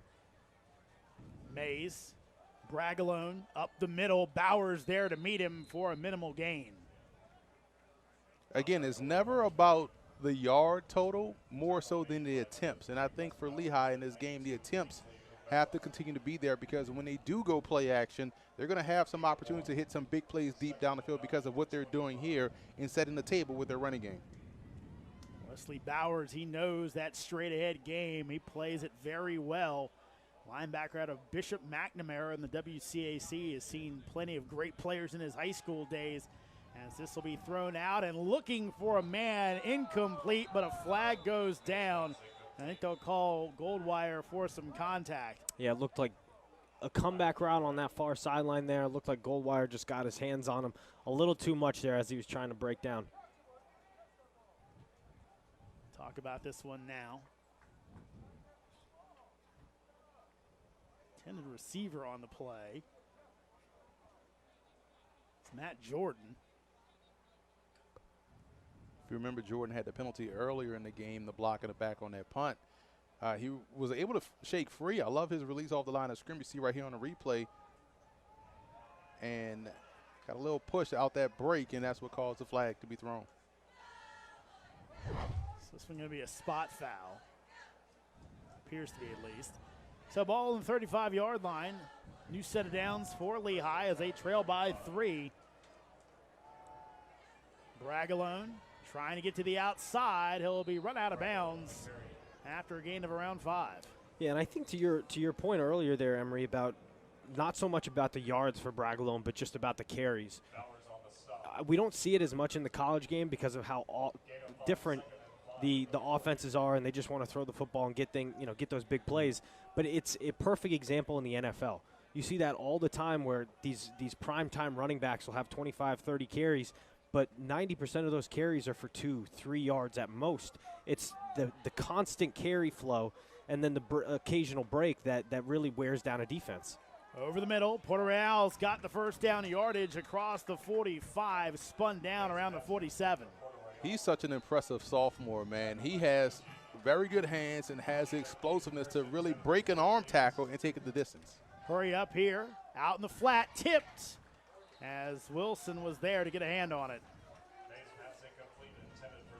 So Lehigh went tempo there, guys, and tried to catch the Hoyas with their pants down. Couldn't do it. Yeah, a great defensive play because that was a really good concept, good play call right there. Quick speed, stop right, I'm sorry, and the defender was able to knock it away and makes it 2nd and long. Lehigh flipping the receivers. Dambaugh comes to the near. Fake the pass.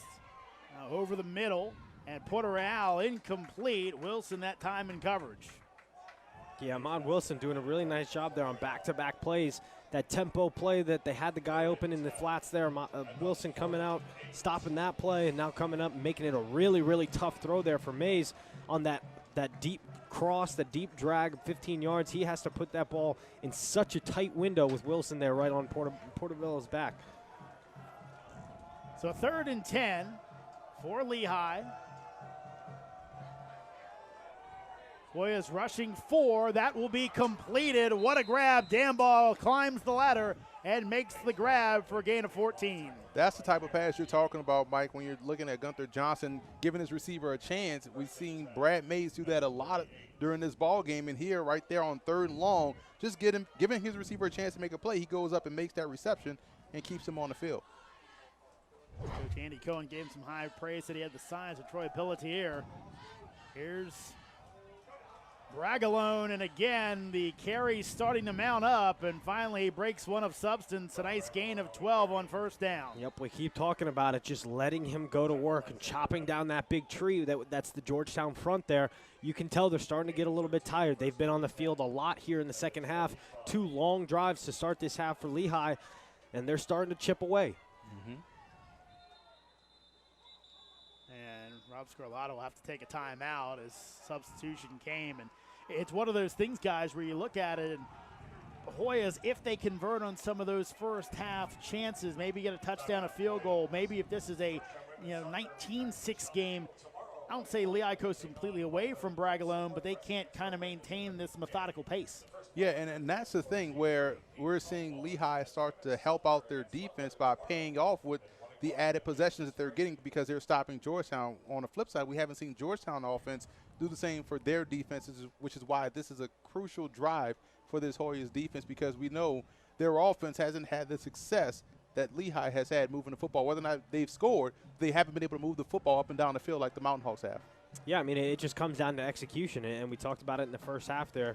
Georgetown had plenty of opportunities to come up with points, whether it be the 3 field goals that weren't converted.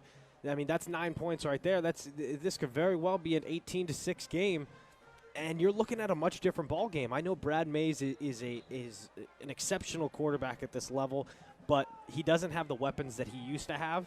And I think if you're in a 18-6 game right now and you're forced to throw the football, now you're giving the advantage back to Georgetown because I just don't think Lehigh has the weapons to sit there and throw the ball 35, 40 times a game. We just saw a shot of Brandon Williams, the Joe Ekabachi jersey recipient. Of course, very high honor here at Georgetown. Mays pulls it down, now throws out in the flat, incomplete as he was looking for Porter-Real, couldn't get it there. It's a good job by Leon Agee making it a tough throw like you talked about earlier, Mike, in this series. And Georgetown does a great job in just covering with safeties. We don't normally see safeties that can get out there and cover. They go with that 3-3-5 defense, and they've done a great job with Ahmad Wilson, Blaze Brown, and Leon Agee out there in coverage. A little miscommunication in the Hoya backfield. Luckily for them, Allen will run it and will be hit and stacked up. Big lick laid. Few Hoyas come in and make the play after a gain of 2. Wearing that 26. Yeah, bringing up a third and long here too, and I think the last couple run plays that we've seen, they've gotten away from the north and south, pound the ball and have tried to stretch it out a little bit and haven't had as much success running the football that way. That's for Sean Allen, the freshman out of Canton, Michigan. 5'9", 210 freshman, very stocky. Let's see if he factors into this one on a 3rd and 8. Lehigh seemingly in long field goal range right now. Mays looking for more. That'll be popped up into the air and incomplete. No flags on the field, so it will be a 4th and long for Lehigh. And that was just good coverage by Ramon Lyons there. He read the slant route all the way, one-on-one, man-to-man coverage, read the slant route, got his hand in there and knocked it away and forced a long 4th down attempt now, and it looks like Lehigh's going to keep their offense on the field. Yeah, Mish 2 for 2 on the season coming into this game. His longest, though, was a 23-yarder, so doesn't have a deep leg. Now Lehigh with some last-minute changes. Hoyas won't match up. Scacera, the tight end, comes back on the field. So a tight end, a running back, and 3 wide receivers on this 4th and 8. Hoyas bring pressure. Mays stands in against it, and he can't hit Puerto Real on 4th down. That was the perfect play call, perfect route, and had the receiver open, you have to make that catch if you're Puerto Real. And that's a situation where you would like to see him utilize a little bit more technique and get his hands out, not try to cradle that ball in. That's why he was able to drop that ball. Hands out, go up and grab it. Don't try to cradle it in that situation, and that leads to a drop and turnover on downs. So the Hoyas maintaining that lead that they've had since the opening minutes of this one on the long Darius pitch and catch from Johnson. Johnson will keep it and be brought down back at the sticks. So now the quarterback run game not working for the Hoyas. Well, there's not much working at all for the Hoyas right now on offense, and they got to figure it out. They got to start throwing the football a little bit down the field more and just try and get the ball in their athletes' hands. Right now it's just everything is too in the box. It's too vanilla, and Lehigh's reading everything that they're throwing at him right now. I mentioned it earlier. Last week against Fordham, Andy Cohen said, look, my front played very well early on, but once they established the running game against us, we had trouble. Hoyas haven't really been able to make them pay on the ground. Long pass, looking for Tomas, and he'll make the catch down at the 40. That's the type of throw you want to see Gunther Johnson make consistently, but what a grab by Tomas. Again, we talked about this at halftime, him having to be a factor on offense. He's an instant playmaker. Get him the football any way you can. He did a great job coming back to the ball and going up and making a reception. Yeah, and it was a really nice job there by Gunther Johnson reading the safety. There was a middle-of-the-field safety. He knows that he has to influence that safety and get him pushed over to give Tomas a little lane and a little room to complete the football, and that's exactly what he did for a big play there. Stuart Cundiff had to leave the game as his helmet came off, the sophomore safety. Normally more of a backup, but definitely in there for depth. Johnson looking long again. Hill will stay on his feet for first, but then be brought down on the second one. An even longer sack, loss of over 10 on the play. It's a great job staying relentless. Davis Maxey, the junior Hawk defender, which is their outside linebacker in his defense, cleaning up the mess. But great job initially. First wave got back there, but defense stayed relentless and was able to get him on the ground, and now makes it 2nd and about 25 for Georgetown. Boys look to be in business. They get knocked back. Johnson, nothing open. He'll just throw this one out of play. And he may, I'll say he was out of the box, or at least got back to the line of scrimmage there. Yeah, it looked like a misread there by Johnson. He had man-to-man coverage, pressed up coverage on the outside here with Michael Darius. And I think he thought he was just going to run a quick little hitch route, little miscommunication there. Obviously, anybody who has press coverage is not going to be able to run that hitch route, so he needed to find a different area to go. So 3rd and a mile for the Hoyas. Need to get it down to the 29-yard line for a first down. Lehigh playing deep. And Tomas beats it. Wow, Josh Tomas is going to have first down yardage. I mean, it's shades of Donovan McNabb going to Fred X. Freddie Mitchell down over the middle of the field, 3rd and 20. Just the same thing, just finding a playmaker and thinking players, not plays in that situation. The thing you love there, Hoyas don't seem to throw that to that slot receiver on that pattern a lot. They've done it twice for big gains on this drive. 1st and 10. Saffold runs a man over, as he'll have a nice gain there. Again, in the hole was Cundiff, and Saffold got him out of it. That was a big hit. That's the type of play that jumpstarts your offense to get this crowd into it right there, just lowering your shoulder and treating him like he's a tackling dummy. But you got to credit the defensive back there for holding his ground and slowing him down, not allowing it to be a touchdown. 2nd and 4. Johnson will keep, and he will be brought down. And again, Lehigh all over the quarterback run game here in the second half. Yeah, they read that play all the way, and you can tell that they're trying to get Gunther Johnson a little bit more involved in the running game, trying to mix things up a little bit, but the linebackers for Lehigh there read that the whole way, saw he was keeping the football and trying to get outside and got him down for a loss. So again, Hoyas, after a good first down play, take a loss on second down, and with the state of their field goal game right now, probably 4 down territory, so that loss could be huge.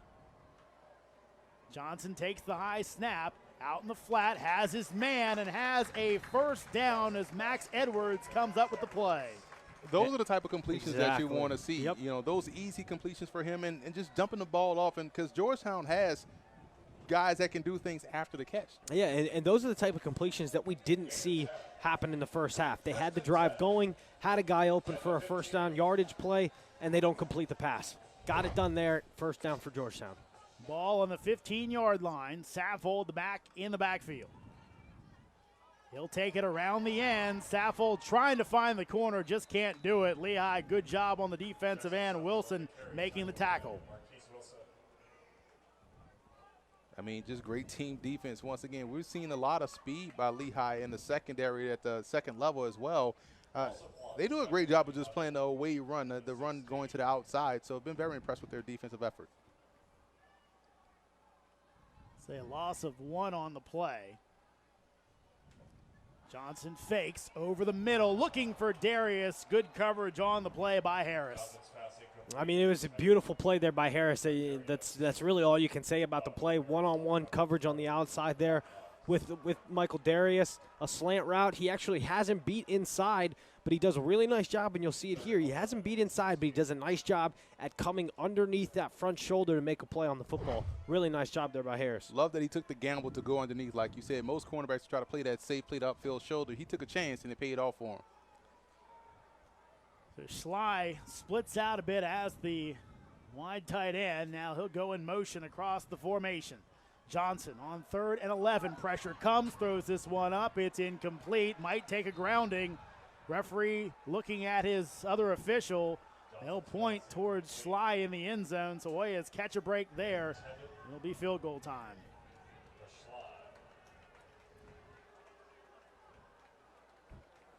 And another promising drive there for Georgetown, just not finishing. They just haven't been able to finish drives today. They get it down to the 15, 20-yard line and just haven't found a way to finish and put it in the end zone so far in this game. That one was probably also on the running back as well. He had no one to block. Probably could have leaked out in that flat area. You saw there was no one there, and he had a lot of grass, a lot of room to run if it would have been a play. 34-yarder for Hurst. Kick is up, and this one is no good.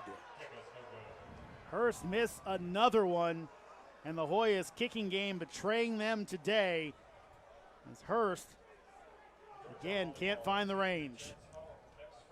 That has to be his 3rd miss attempt or 4th miss attempt in this ball game. Those are points that are not on the board, and that right there, again, keeps Lehigh in the ball game. Let's see if the Mountain Hawks can capitalize. Yeah, and you can hear it in the fans as well. They're not happy with that decision to send the field goal unit out on the field there, and after that miss, some mumbling going on in the fan base right here. Just opportunities just continue to get missed by Georgetown.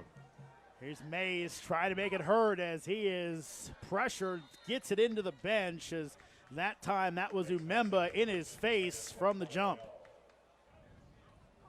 Yeah, first down passing is not a problem as long as you're finding high percentage plays. And the fact that he was rushed quickly probably will allow Lehigh to go back to what worked on the previous series, their ground game. Don't get away from what has worked for you offensively, especially when you're in a tight game like this one. They split Bragalone out wide. Let's see if they bring him back in. They won't. Mays looking to throw. Pressure again. He'll throw this one into the bench, into the general direction of Danball. Yeah, and that was a misread there by Brad Mays. He had his slot guy, number 25, there on the sideline. He had him wide open down the middle of the field. He just missed the read there, and that would have been a big play, probably going for a touchdown on that one. Give the Hoyas pass rush credit. They maybe covered some things up in the back end here in the second half by getting on Mays earlier and As you guys said, he's a senior. That's tough to rattle a guy like that, but the Hoyas have done it on a few plays. Falcone put a move on that slot defender like no one's business and found himself wide open. 3rd and 10. Mays looking deep, and this will be incomplete. Looking for Dambaugh. And Lions with the coverage. Well, they've been successful on that route a couple times, that back shoulder fade to Dambaugh. But right there, Lions did a really nice job at staying on him. Brad Mays didn't deliver the most perfect throw on the back shoulder here, but some serious hand fighting going on. You can see Dambaugh. I think Lions maybe got away with a little grab there, but at the end of the day, incomplete pass, bringing up a 4th down here for Lehigh. Quick 3 and out for Lehigh as well. You can't have that happen offensively. Especially after another missed field goal, you could feel the air kind of go out of the place.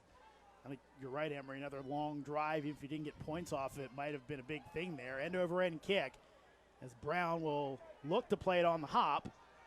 Stays in bounds, stays up the sidelines, and gets it out to the 35-yard line. So Blaze Brown turned disaster into some hope there as he gets it across the 35 in decent field position.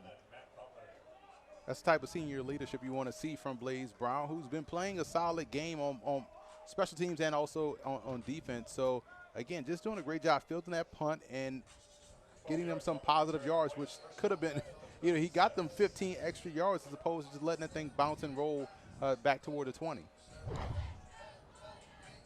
So here come the Hoyas, under a minute to go here in the 3rd quarter, leading Lehigh by 3. Johnson. Pump fakes, looking for Darius, nothing there. This time takes off quickly, slides down. 2 Lehigh players hit each other and slide over the top, luckily for Gunther.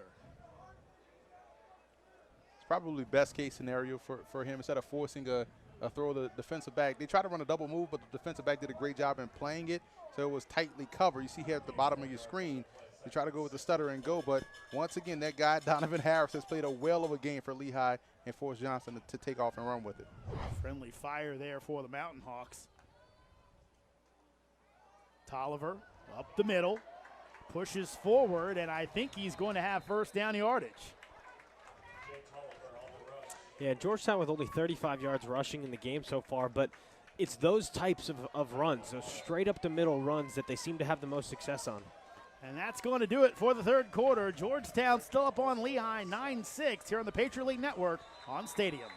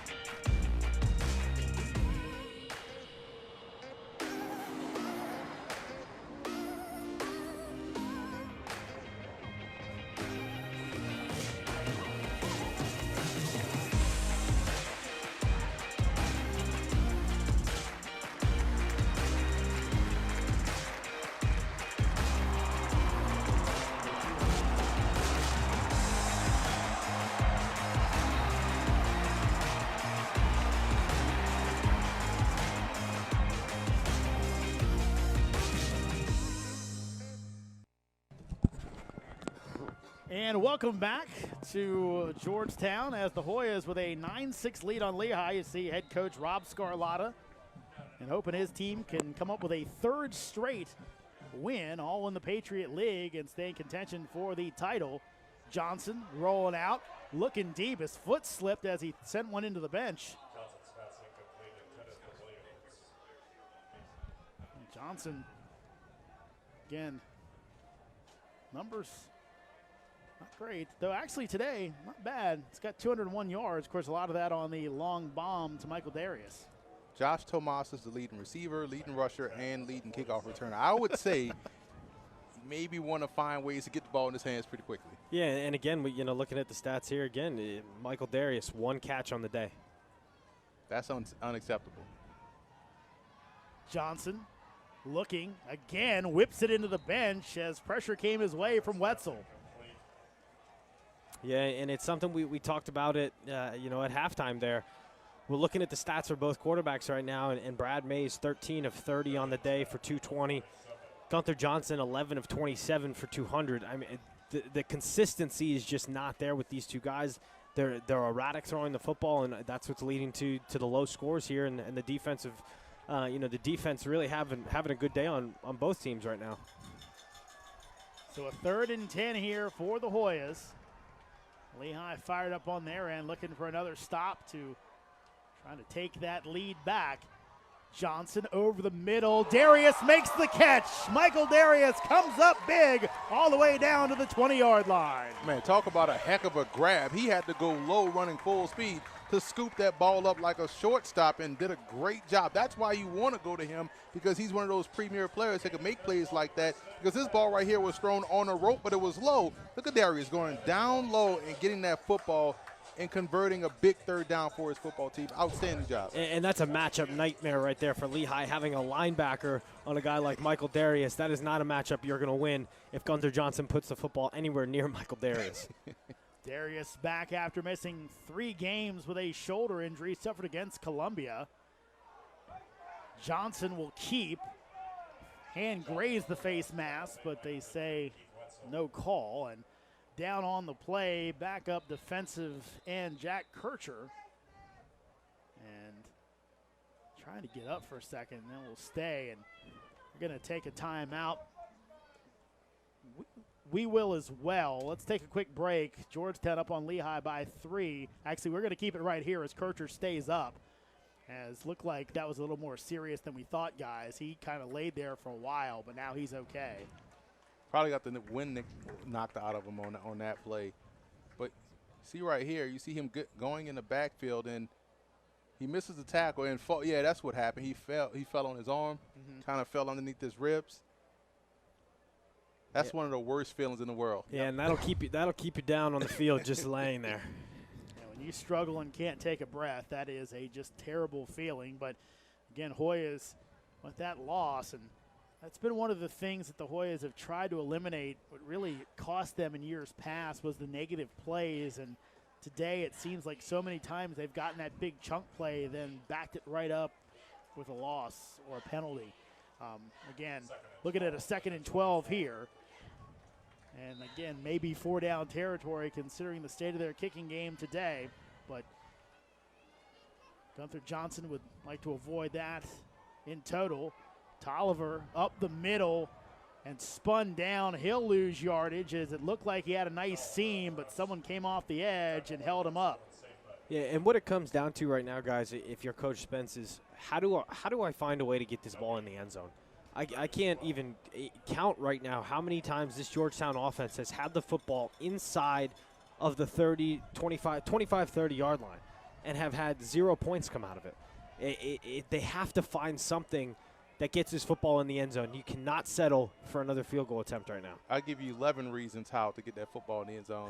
Named Josh Tomas. But I don't think he's on the field right now. Going with the senior receivers, looking for Williams, looking long, and he will make the catch, but I think he's out of play. Incomplete, and again, just don't give him a chance. And we see it. We just see it too many times, unfortunately. And they're going for it here, Mike. Oh, I think you have to. I think from this distance, from where it is, and the kind of day that Brad Hurst is having, I don't think you have a choice. But he had his guy beat. Brandon Williams had his guy beat. He did not put a ball in a good enough place to allow him to come down with it. And we're watching the replay now. Maybe he had his foot down, maybe he didn't, but at the end of the day, that throw has to be better. That's great. 4th and 12. Lehigh comes with pressure. Johnson spins out and just throws it out of bounds on 4th down. Georgetown looking for a penalty. None forthcoming, and that's going to be a turnover on downs.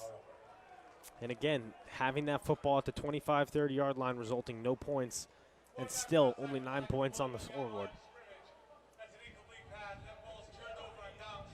The positive side of this thing is the fact that they did take up some time they did give their defense a chance to rest. So we'll see how aggressive Georgetown is defensively on this series. But once again, like you said, they have to find ways to come away with points once they get inside the 30-yard line. This has been unacceptable for the defense from a defense perspective, saying that, hey, man, we're getting these stops. You have to give us some points here so we can close out this game. Bragalone takes it.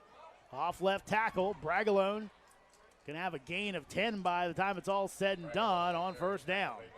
Yeah, and it's also one of those things, just kind of sticking with the offense real quick. It's one of those things that this is a full house right now in terms of a fan base. And defense is fun to watch, but at the end of the day, you're really not getting exciting unless there's a turnover. The offense, every time they get down there and they don't score, you can just feel the life getting sucked out of this crowd, and they have to get the energy back up. Here's Bragalone again up the middle. Bragalone again with a nice gain near the sticks. He's just short, but a gain of 9 on first down. Don Bragalone is listed at, what, 5'10", 5'11", 230 pounds. And when you get that going downhill with that momentum, you're going to break tackles like you saw here on that particular play, just running through arm tackles and bullying his way forward close to the first. So a 2nd and 1 as Lehigh maybe just going away from all the frills, just giving it to their man. Bragalone going to be hit in the backfield, but breaks the tackle as Duval Paul had a shot at him, but he's able to get first down yardage. Yeah, Duval Paul did a really nice job there, getting in the backfield quickly, forcing Bragalone to the outside. Looked like he got the football just far enough to get that first down, get a new set of downs here for the Lehigh Mountain Hawks.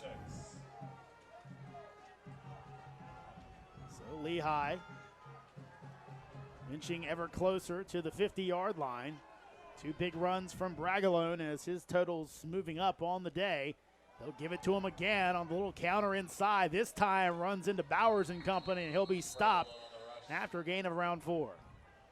Again, you're starting to get linemen out on the move on those power plays, and the patience combined with Bragalone that he's showing in the backfield. And you're starting to see this offense start to click here for Lehigh. You see right here, just patiently waiting for those guys to get on their blocks, and makes it one-on-one with him and a safety or a linebacker. He's going to win that battle more times than not. Lehigh pulling some linemen, switching it up and catching the Hoyas off a few times. Georgetown 3-man front. This time Mays to throw. He has Puerto Real for a first down just across the sticks. I'll tell you what, Puerto Real, number-wise, has obviously had an outstanding game, but I think what's impressed me the most is knowing he's just a sophomore and his releases off the line on those quick routes. It's one-on-one with the guy over top of you. You got maybe 3 or 4 yards of cushion, and his releases, his stems are so precise, and that's why he's finding little areas in the zone to catch the football. Back up, Allen into the game, up the middle. He's got some space. Allen brought down inside the 25-yard line. The big burst from the quick freshman gets Lehigh in business down near the red zone. Well, this is why the carry attempts are there, because of things like this. You see the young freshman coming in with a great burst of speed, fresh legs we used to call it. He's going to come in and pop those runs that Bragalone has been working the body on his defense the entire game, and this is why you have to run the football even when you're down, because it opens things up later on. Allen stays in. They'll hand it to him up the middle, and this time Bowers meets him in the hole and will bring him down for a short loss. Yeah, it looked like a missed assignment there from the Lehigh front offensive line there, and Bowers took advantage of it, met him right at the hole, and said, all right, we're not having any more explosive runs on my watch. This is simple physics right here. 230 versus 210. 230 is going to win a lot more often than 210. Well, I'll tell you that. I'm taking Bowers more times than not. Bowers had 18 tackles against Campbell earlier in the year. He'd love for a few more here to keep Lehigh out of the end zone and off the scoreboard. 2nd and 10. Fake. Mays looking long all time. And he will go, and that will be incomplete. Was almost intercepted. A nice break on the ball by Goldwire. Then it got through his hands. Almost ended up to Bibbins for a touchdown. Well, that was a dangerous throw there by Mays. He had, it looked like only two receivers in the route. Deep post from the backside, and then a crosser coming in underneath of him to sneak into that corner there. But Georgetown did a really nice job at falling back and guarding that goal line, not really allowing any kind of space to throw the football, and Mays tried to force that one. Bragalone back in on this 3rd and 10. They'll hand it off to him up the middle. Bragalone will end up having first down yardage. What a call for Lehigh. I'm absolutely loving this as a running back because too often you see people talk about running backs don't matter, throw the football all day and often, but you can run your way back into a ball game. We see it a lot with the military academies, with the option teams, and we're seeing here today with Lehigh. They're running the ball with Bragalone. They're going across the middle to a guy in Puerto Real who's 5'9", 175, but he's made a living over the middle of the field. So they're playing big boy football and find themselves on the precipice of scoring a touchdown. Ball on the 10-yard line. Bragalone in the pistol. They'll hand it off to him. He'll be hit in the backfield and brought down. Coming in, Icott to bring him down for a short loss. Yeah, and we've kind of hit on this already today, but I think, at the end of the day, Georgetown kind of did this to themselves, not being able to capitalize on those field goals to where they're allowing Lehigh to continue to run the football. If they capitalize on a couple of those field goals, even if it's just 2 of them, and they make it a 2-score game, now you have to throw the football a little bit more, but they have allowed Dom Bragalone to stay in this game, and a guy of his caliber, if you allow him to keep touching the football, he's eventually going to make some plays. Again, Bragalone up the middle, this time brought down by Duval Paul for a short gain. Guys, the thing that I noticed on that one play, which made that call pretty awesome, you're maybe trying to set up a field goal anyway. So you run the ball. If you get some yardage, it's easier field goal. If not, you have an All-American back. Maybe he breaks a tackle or two. You have a chance to score a touchdown. And they can still get the first here without scoring. Yeah, absolutely. And I think also after that forced throw there by Mays, they said, all right, we're already in field goal range. Let's just hand it off to our All-American running back and see what he can do with the football. Mays looking to throw. Pressured by Tate, and Tate can't bring him down. Throws it out of play. So he saves the sack, and Tate will go down. I don't know if he's hurt. Again, that is not good if you're the Hoyas, as much of a monster as he's been as of late. But Tate does force the incompletion and the likely Lehigh field goal. I don't know if he's cramping up or. It's what you hope, but of course he kind of laid out there trying to bring Mays down for a sack. Just a great job right there by Mays, escaping and getting rid of that football. Anytime something like that happens, kind of laying like that, you ever know something in the abdominal area? It's always a possibility. Yeah, and I know it doesn't look like much on that play there if you're watching at home and you're seeing Brad Mays just throw the football away, and that was a huge play there for him to just not get tackled in the backfield there. If he gets tackled at the 25-yard line, now you're forced with a long field goal on that left hash. At this point, now you're talking maybe a 25, maybe 30 at the most yard field goal. That would have pushed it into that 40, 42 range, and obviously makes it a lot harder for your kicker. So I wouldn't even be surprised if they do some trickeration here, try to get a touchdown and put this game away. Well, that's just me gambling, though. Here's Mish. I'd say that's a pretty big gamble. Addison Schaup is the holder. Schaup, a backup quarterback, so that is in play. 27-yarder from the middle. Here's the kick by Mish. This one is up, and it is good, and we're all tied up in D.C. 9-9 is our score. With just over 7 minutes to go, so the Hoyas playing with fire finally get burnt, though I guess it's not the most major burn because they're still tied up. Well, it still puts pressure on the Georgetown offense to try to have an answer. Their special teams hadn't had an answer all game long with the missed field goals and a blocked extra point, but their offense has an opportunity here to really go into their 4-minute offense and put a touchdown on the board and make things very interesting. So we'll see if they can strike the right chord, think players, not plays, and make something happen.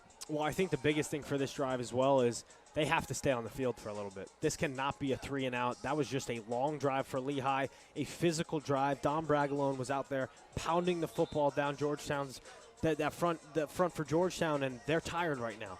You could tell at the end there they were giving it all they had to keep them out of the end zone. This has to be a 3-minute drive, hopefully ending in some points, but at the end of the day, you have to give your defense a chance to take a breather and make some adjustments here if you want to win this football game. Right now, guys, I have the feeling that if they give the ball back to Lehigh with about 5 minutes left, they're going to get a major dose of Dom Bragalone and an Ed Mish field goal attempt to maybe end the game. I couldn't agree more. I think that's exactly the way it's looking. If this is a quick offensive drive and Lehigh gets that football back with about 5 minutes to go, watch out. So here is the kick by Mish. And it's going to drive Tomas back, who will take a knee in the end zone for the touchback out to the 25-yard line. We've just been told that Don Bragalone is 5 yards away from 4,000 for his career. So maybe not shocking considering the All-American status and what he's done in his career at Bethlehem. Yeah, and it'd be a little poetic, wouldn't it, if he gets his 4,000 yards on that last drive to win the football game. And if you're a Georgetown fan, you're hoping that doesn't happen. Exactly. But it goes to show you how productive he's been, because all we talk about when we're talking about Lehigh is how great they are throwing the football, but he has found 4,000 yards rushing in this career amongst this passing landscape in college football. So Hoyas from the 25-yard line. Hand off to Saffold, runs into a man off right tackle and has a gain of around 1. I'll tell you what, guys, I've been really impressed with Lehigh's defense today. And I know coming in we were looking at the stats and the 40 points per game and giving up a whole lot of yardage. But they have really come to play today, and especially that front. They have not allowed Georgetown to get in any kind of a rhythm running the football, which is what they've been good at the last couple of weeks. Georgetown with only 41 yards rushing on the day. They have really impressed me today on this defensive side of the football. Here's Johnson over the middle, incomplete, looking for Darius, and it'll set up another 3rd and long for Georgetown. Well, stopping the run and defense as a whole is one and the same. It's about attitude and want to. You have to want to stop the run. You have to really have the right attitude to play defense. And credit Lehigh for coming to this game with both on the right side of where they need to be. Injury timeout as Julian Lynn, the 6'4" senior defensive lineman, will leave out of Imesville, Maryland, so relative local. Well, Imesville's kind of over there. That might actually be closer to Lehigh. I'm doing Google images in my head trying to figure out where where's Maryland? Right. So 3rd and 9. Lehigh with everyone within 8 yards of the line of scrimmage. Can Johnson beat them deep? Doesn't need to. Gets it out to Jackson up the field, and I think he's going to be short. He will be a 1st down yardage.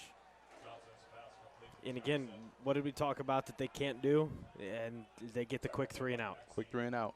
Not 5 minutes like Jeremy brought up, but 6.5, which is 6.5. They're going to get the football back with a lot of yardage to go, and this is going to be a heavy dose of Don Bragalone. And if they score, it'll be within a minute and a half left. So McCloskey goes back deep. Remember, Lehigh's got pressure all game long. So big on Hurst right now, who struggled in the kicking game to get off a good punt here. Hurst boots it away. Tail wagger. It's going to take a Georgetown bounce. McCloskey lets it go, and it'll roll out of bounds inside the 20. So Hurst in the punting game puts Lehigh back. But as we mentioned before, guys, plenty of time for Lehigh to do whatever they want. Yeah, the entire playbook is open. They can really work themselves down the field to get in field goal range. They can be aggressive and go for a touchdown. But the fact of the matter is they have every option available to them because of how well they've been able to galvanize those guys up front and run the football. So as you'd expect, Bragalone is in the game, in the pistol, behind Brad Mays. Pair of all Patriot League selections last year. I think the game's going to run through them. Bragalone trying to get to the outside, breaks a tackle, then gets down as a few Hoyas were coming up hard from the secondary, gain of around 4. Yeah, and that's a good 1st down run there. 4 yards on the play, setting up a 2nd and manageable. And you're going to see this Lehigh offense take their time now, bleed the clock down. And that's what they're playing for, guys. You got to remember, right now, they're in that 4-minute mindset type of mood. Yes, it's a tie ball game. They obviously want to score, but right now they want to make sure that if they score, it's with less than a minute left because they know that Georgetown is not as explosive to be getting the football down in that big of a hurry. Christian Tate is on the training table. He is out. Brendan Sawicki in for him as Bragalone tries to take it up the middle. He'll have his pins chopped out from under him by Blaze Brown just across the line of scrimmage. That should give him the record right there, 4,000 career yards in college football. That's just impressive when you think about a lot of the backs throughout history who have reached that milestone. To put your name in that category is big time. So congratulations to the young man for breaking that record. Absolutely incredible accomplishment for him, and what a career he's had at Lehigh. Huge here, guys. Blaze Brown has just left the game. Don't know if it's cramping or what, but Dawson Hawkins is now in the game. Hawkins, of course, the sophomore. Throw out in the flat. That'll be completed. It'll be first down yardage as Hawkins had the coverage. They attacked him right away with a nice, easy throw. And again, Brad Mays has been making a living on these passes all game long and just keeping his offense on pace. He's played better in the second half than what we saw from him in the first half. And just a quick out, speed out, getting the ball out. He took a hit in the process. And great job by the receiver creating the football to bring it in for the reception. I think Rob Scarlatta almost thought about taking a timeout there, but thought against it. Bragalone hit in the backfield and brought down. And it's Paul as well as Wes Bowers back there to create a big negative play for the Hoyas. And that's exactly what you needed if you're the Georgetown defense there. Get that negative yardage, get Lehigh off of the normal script. Now they're going to be faced with a second and long situation, most likely a passing down situation. You got to keep Lehigh off that script and keep Dom Bragalone off being the guy that's going to get the football every single play and force Brad Mays to throw the football here. Second and long, Mays looking to throw, looking deep down the sidelines. That'll be incomplete as he was trying for Bibbins and couldn't find him. Guys, interesting on that play. Hoyas went with IB Kamara as well as Quincy Chinwuko. Again, those guys, young guys, more pass rushers.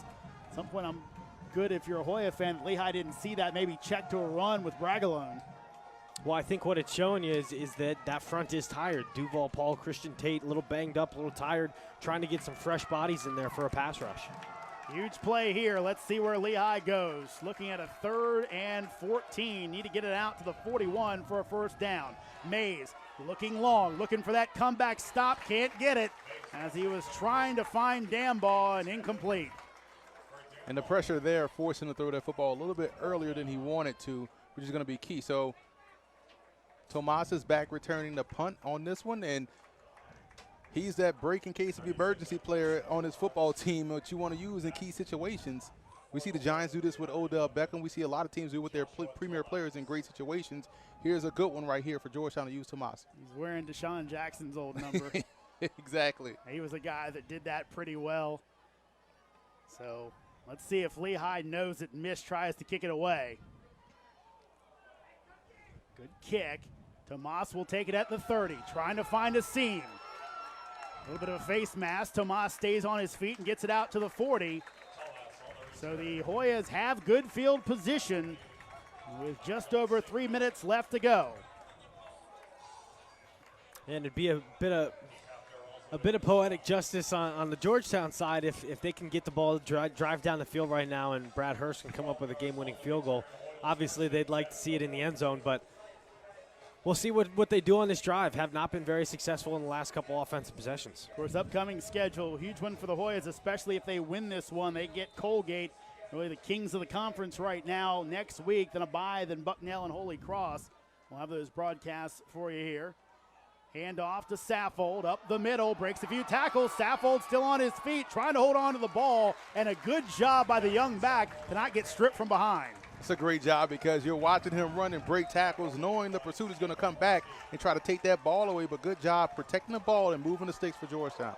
Hoyas going fast right now. Lehigh wasn't lined up. Saffold breaks a tackle, now just trying to get back to the line of scrimmage, and he can't do it. Yeah, I think that the tempo there was a bit of a mistake on the Georgetown side of the football. That is not what they do offensively. They are not a line-it-up-and-go kind of team. And now, another negative play on first down is going to force us 2nd and long. Right now, you got some youth up there. Lazard, just a freshman. TJ Thomas, just a freshman. So you wonder if getting all the run calls like they would like. 2nd and 11. Johnson has a man. It's Saffold. He'll be close to the sticks as he takes it down to the 41, so actually about 3 yards short. But that time, Mike, he finds the open man. And Emery, again, you got to like that if you're a back, getting the ball to you quick. And he got it to him real quick because he was open right off the snap, and just a good, accurate throw, Mike. Yeah, I mean, he had to put it on him. He had him wide open in the back, in the flats there, right out of the backfield. And we saw that play a lot in the first game when they were really productive on offense, just getting it to their backs. Did a nice job there completing that one. Schley split all the way out, the big tight end. Let's see if the Hoyas do something with him. Johnson, high pass as he was looking for Mask Edwards on third down, and now the Hoyas with a decision to make. And again, we talk about the inconsistency there. He just had a play before where he put it on his back nicely, let him run for the football. That one there has a guy wide open in the flats for the first down and puts too much on it and throws it high. This just has to be more consistent. They're going to go for it on fourth down here, kind of in that no man's land. Remember, Hoyas have 2 timeouts left. The crowd getting up. I think the Hoya offense wants them to calm down a little bit. So 4th and 3, need to get it to the 36 for a first down. Pressure comes, beat it over the middle. Winston Jackson was there, settled in, and the Hoyas keep the chains moving. That's the things you have to have happen for a football team. Show confidence in these guys. You practice all week on crucial situations. Here's one big one in the ball game, 4th down. Nice, simple read, simple throw, and he moved the sticks. Saffold will take it up the middle. Stays on his feet, lunges forward. Clock will run as he gets a gain of 6 inside the 30. And not in a terrible hurry, and we've seen in a couple of games that we've called this year that the 2-minute drill is not Georgetown's real forte in terms of clock management. So we'll see what they kind of do here, whether they're purposefully going slow to try and set up a long field goal here. Again, Saffold up the middle. He'll be, I think, just short of the stick, so they might give him a good spot. Clock will stop as they check it out. They're going to move it. Looks like he has it. Yep.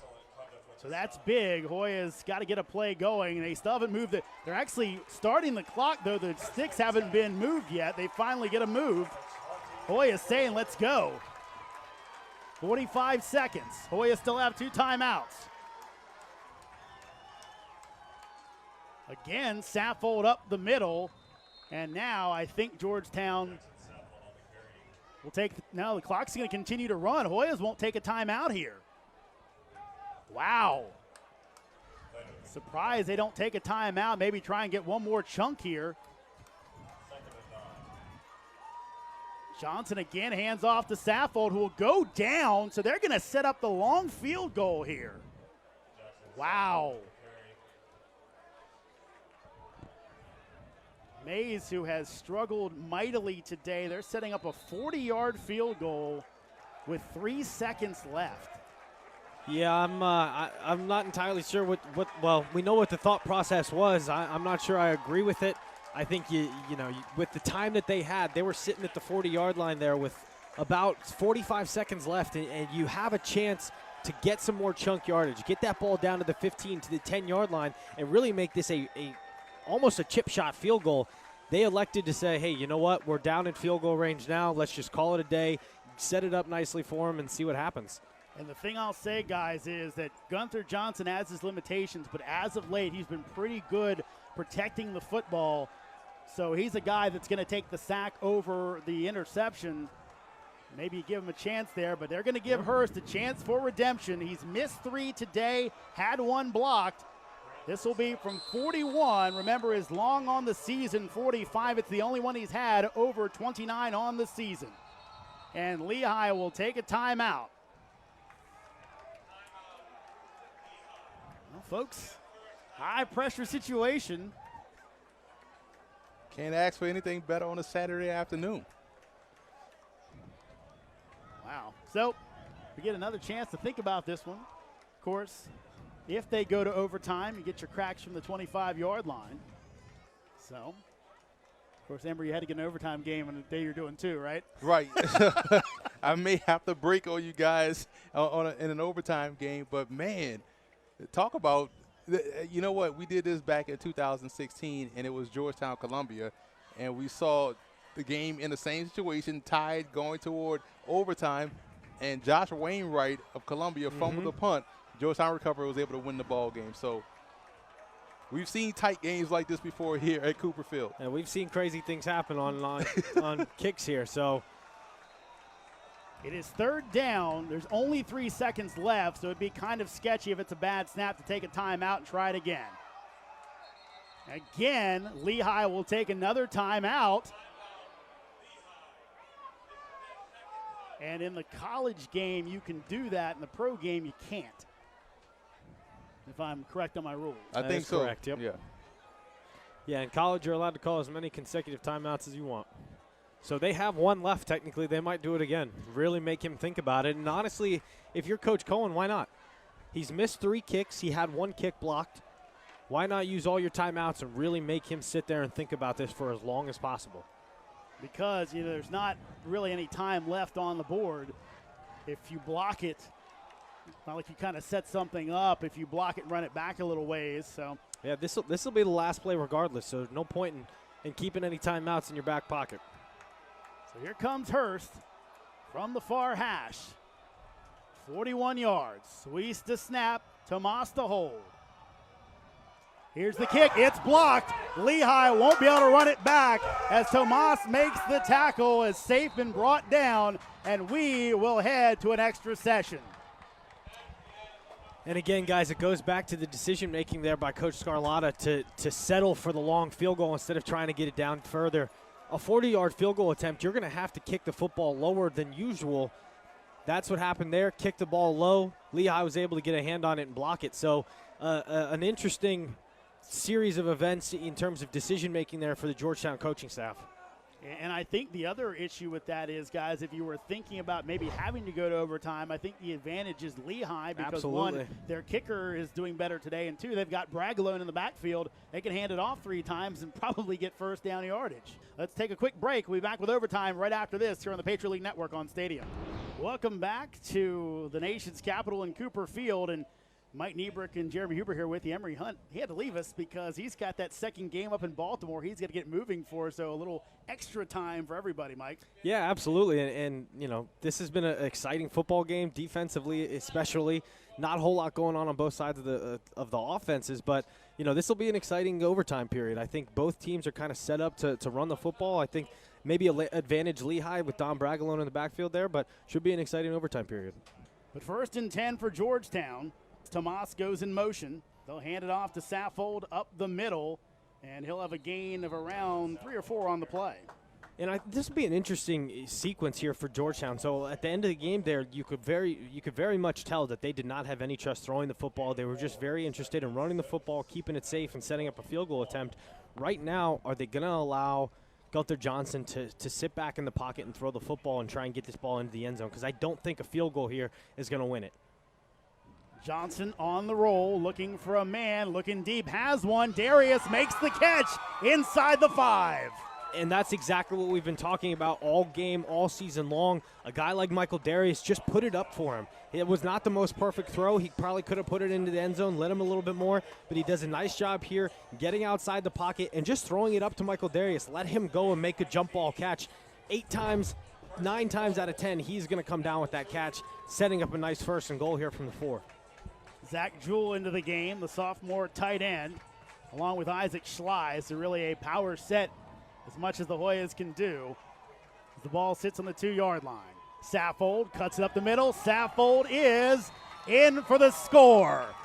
Hoyas strike first in the extra session.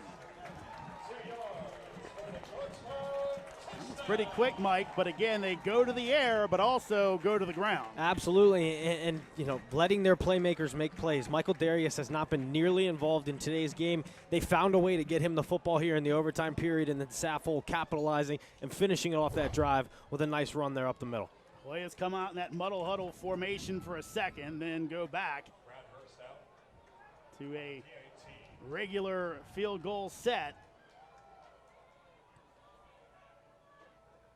Here's the snap, kick is up, and Hurst puts this one through. So Hoyas with the 16-9 lead. If they can come up with a stop, they'll have their 3rd straight win.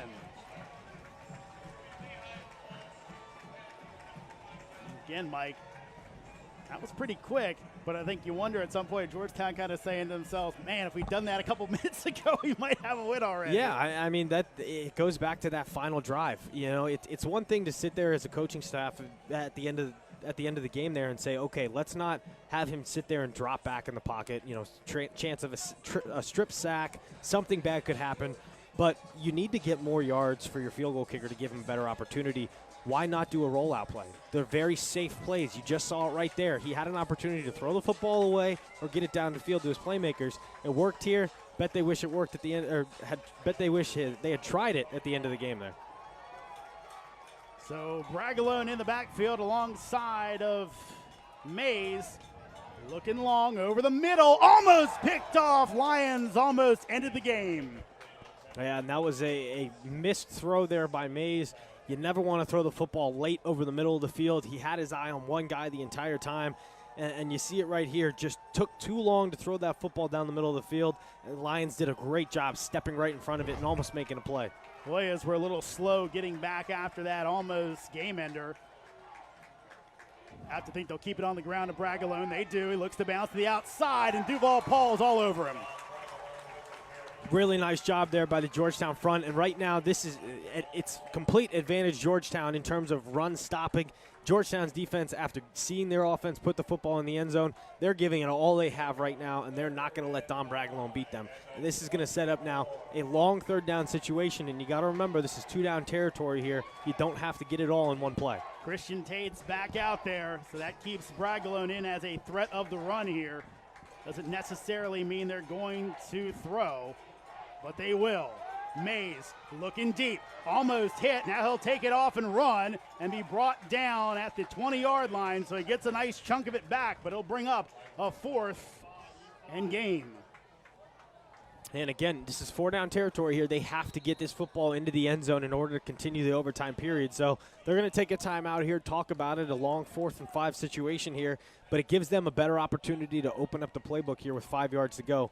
So good job there by Mays, not forcing a throw downfield and setting up now a 4th and manageable situation. That's huge. And Mike, you know, we've been around this program for a little bit, me longer than you, but you know, this is a little of a program-changing win, I think, if you're Georgetown, because you'd be 3-0 in the Patriot League. You'd set up a huge game. You'd be an underdog, but it would still be a chance. If you beat Colgate, you got the inside track to the Patriot League championship. And again, kind of keeps you on schedule, even if you lose to the Raiders, for a winning season with those 2 at home to finish the year off. So huge play, maybe the hugest of the Rob Scarlett era right now. I couldn't agree more with you there. I think if you get this win here, you go 3-0 in the Patriot League. Regardless of what happens next week at Colgate, you go into a bye week after that. Let's just say you lose that game, you're 3-1 in the Patriot League. You finish the year with a bye week and then 2 Patriot League games, a chance to go 5-1 in the Patriot League. That would be unheard of and unprecedented for Rob Scarlett. It would be huge for this program. Of course, Lehigh trying to avoid their 3rd ever 0-2 Patriot League start. Again, they still have dreams of a Patriot League title if they can win out. Let's see how it goes, folks. 4th and 5. 3 wide receivers one way, Bragalone in the backfield, tight end the other way. Mays back to throw, timeout called as Rob Scarlett takes it. Want to get a look at what the Mountain Hawks were trying to do. You like that timeout? I do. I like the timeout. There's no point in saving it. You got one in the period, and if they score here, you get another one when it resets. So why save it? You saw exactly what they were going to do. You saw they're lining up. And I think most importantly is he called it with just late enough to see a snap. Yep. So you know that they're throwing the football. It would have been interesting there had they tried to hand it off. Now you're thinking, okay, what are they going to do? Are they going to try and use Dom Bragalone and put it in their All-Americans' hands, try and get that first down? But it looks like, based on the snap there, that this is going to be a pass all the way. So it gives kind of Rob Scarlett that advantage to now tee something up on defense. So Lehigh's upcoming schedule, they're at Holy Cross next week, followed by home games with Bucknell and Colgate. Then they're at Lafayette, that huge one to end the season, the 154th meeting of that rivalry. Again, the season always can be a way to make your season, but Lehigh, of course, used to contending for Patriot League titles while Lafayette struggled over the last few years. So again, Lehigh comes out. Bragalone will come out as a receiver all the way to the end. Sometimes they brought him back in.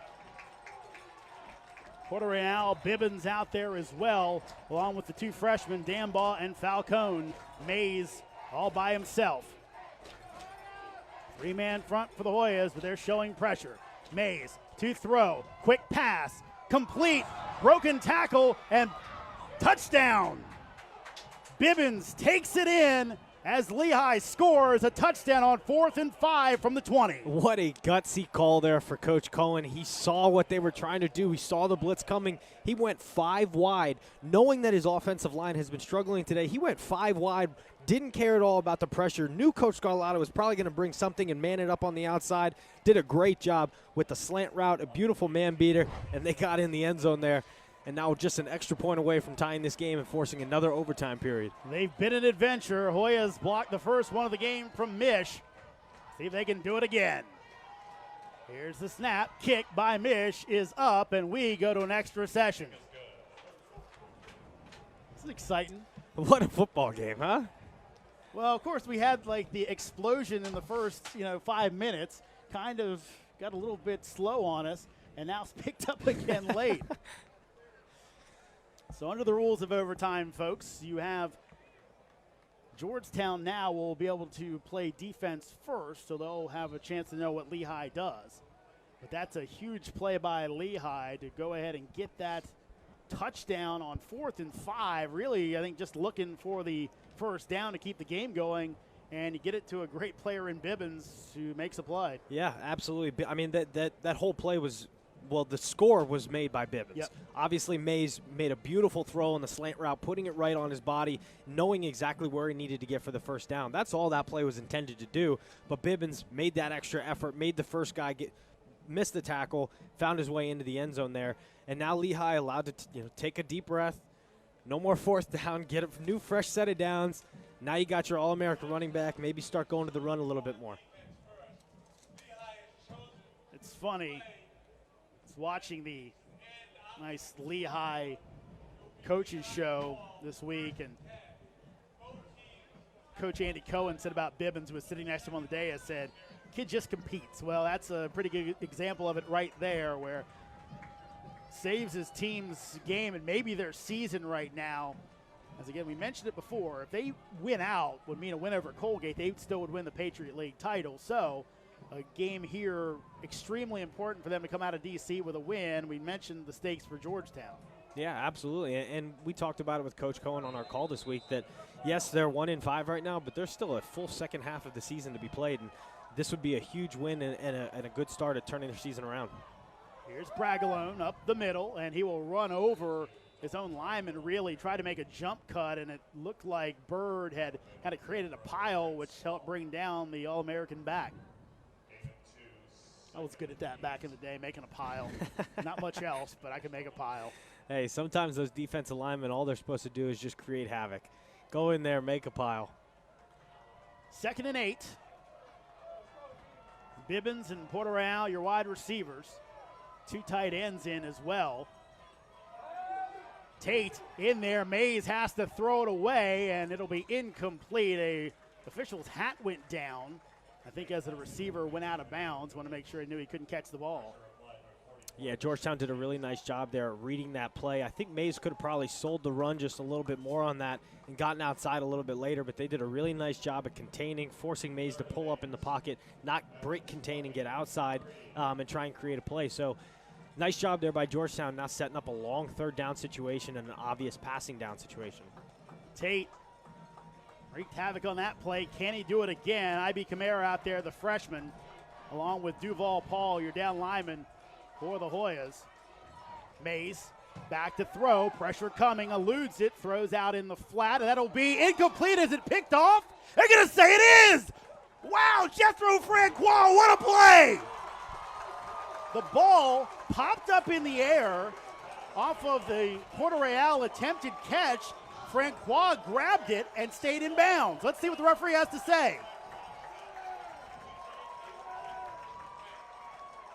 So they're going to say, and he kept his feet in it. Absolutely. A clean catch, replay, no replay. That was a beautiful play there by Jethro Francois, and an odd one at that. A low throw there by Mays forces the wide receiver Porterreal to go down and try and scoop it. It looked like it hit off his belly, rolled off his legs, and went right into the air for Francois to come up with an unbelievable interception there on the sideline. Let's see if the Hoyas try to play a little more aggressive here. Saffold in the open field. Saffold at the 10. Saffold close to the goal line. He's going to be out just inside the 5. And right now, Neebs, I think you're the Hoya lineman. You're saying, hey, let's bring this one home, Coach. Absolutely. If you're the offensive line right now, you're saying put this ball in Saffold's hands and let us get those 5 yards to win this football game and go 3-0 in the Patriot League. And going down to one knee is John Safeman. So he's going to give his team a chance to catch their breath as he goes down hurt and kind of came off the field for a second and realized, hey, I'm hurt. I got to come down here. But the Hoyas finally getting that big run on the ground, Mike. Yeah, I mean, they've just been pounding away, not getting much going. Finally, one breaks, and what an opportunity and what a time of the game for it to break. And we go back to the interception here. Just a wacky play. It looked like just an incompletion, probably was just going to drop it, go low, and it just hits off his legs there. And Francois right behind him there to make that interception and now set up this potential game-winning touchdown. You got to feel awful for Puerto Real, who came into overtime with 6 grabs for 151 and a touchdown. Really the biggest part of the offense for Lehigh, as Bragalone's kind of been kept in check. So here come the Hoyas with a chance to end this one. Let's see how they go. Wouldn't think this will go anywhere besides Saffold or Johnson. Saffold has it. Saffold at the middle. Saffold's in, and the Hoyas win it! Georgetown in overtime. Double overtime at that. Gets the win, 22-16 over Lehigh. What a football game here on the hilltop, and what a way for Georgetown to go 3-0 in the Patriot League. A huge win for Coach Scarlatta and this football program going into Colgate next week. Going to set up an incredible matchup up in New York. Tell you what, Mike, we talked about it. We kind of set the stakes. But when you look at this game, what it meant for the Hoyas, a 17-game losing streak, never beaten Lehigh, who was one of the classes of the Patriot League, to go to 3-0 with a win over the Mountain Hawks. You can't feel much better. Here's the play once again. Well, you knew exactly what was going to happen. You knew Saffold was getting the football, and what a job there by the offensive line, just powering into the end zone. They knew. They went off to the sideline there during that timeout and said, Coach, give Saffold the football. We're getting this in the end zone, and we're winning this football game. Talked to Coach Scarlatta about Saffold and said, look, he's a guy, had a knee injury his junior year of high school. It's one of the reasons we got a shot at him. And I tell you what, he's very happy they have him. Absolutely. I mean, he's been a workhorse. He's really come on in the last 3 or 4 weeks of the season for Coach Scarlatta in this Georgetown running game. Obviously, you know, almost finishing with 100 yards total on the day, rushing the football. But, you know, he is just such a power back in the backfield there, and did a great job today finishing out this football game. Let's take a quick look at our highlights from the extra session. This was the play you were calling for, Mike, throwing up for Darius. Absolutely, throwing up for Michael Darius. He's the best player on the field on both sides of the football. Throwing up, let him go make a play, and that's exactly what he did there. And Saffold punches it in, and it looked like the Hoyas might get a stop in the first overtime, but Bibbins with a huge play there. Absolutely, an incredible play there by Bibbins. Great throw by Mays on that 4th down conversion, setting up the second overtime period. But then the Hoyas got some luck as they get right here, the crazy play, and Jethro Francois doesn't lose his head. Absolutely. I mean, he just stayed focused, saw the ball up in the air, went up, made a play, and then we see here Saffold breaking one, finally breaking a long run, getting this football down to the 3-yard line, and then right here, pushing it into the end zone, offensive line leading away the whole time. Big win for the Georgetown Hoyas. Saffold bangs it in, and you see the Georgetown players could not be more happy as they are 3-0 in the Patriot League. The team, Mike, picked for last, has a chance next week to put themselves in the driver's seat for the Patriot League title. Yeah, I mean, who saw this coming? Who saw Georgetown, especially after those 4 straight losses? I mean, nobody saw this coming. Georgetown has found a way to turn this football program around, turn their season around, now sitting at 3-0 in the Patriot League going into Colgate next week. Should be a really fun matchup. For Emery Hunt, for Mike Niebrick, and for everybody who brought you this broadcast, I'm Jeremy Huber saying good night from the hilltop. Georgetown beats Lehigh 22-16. Good night, everybody.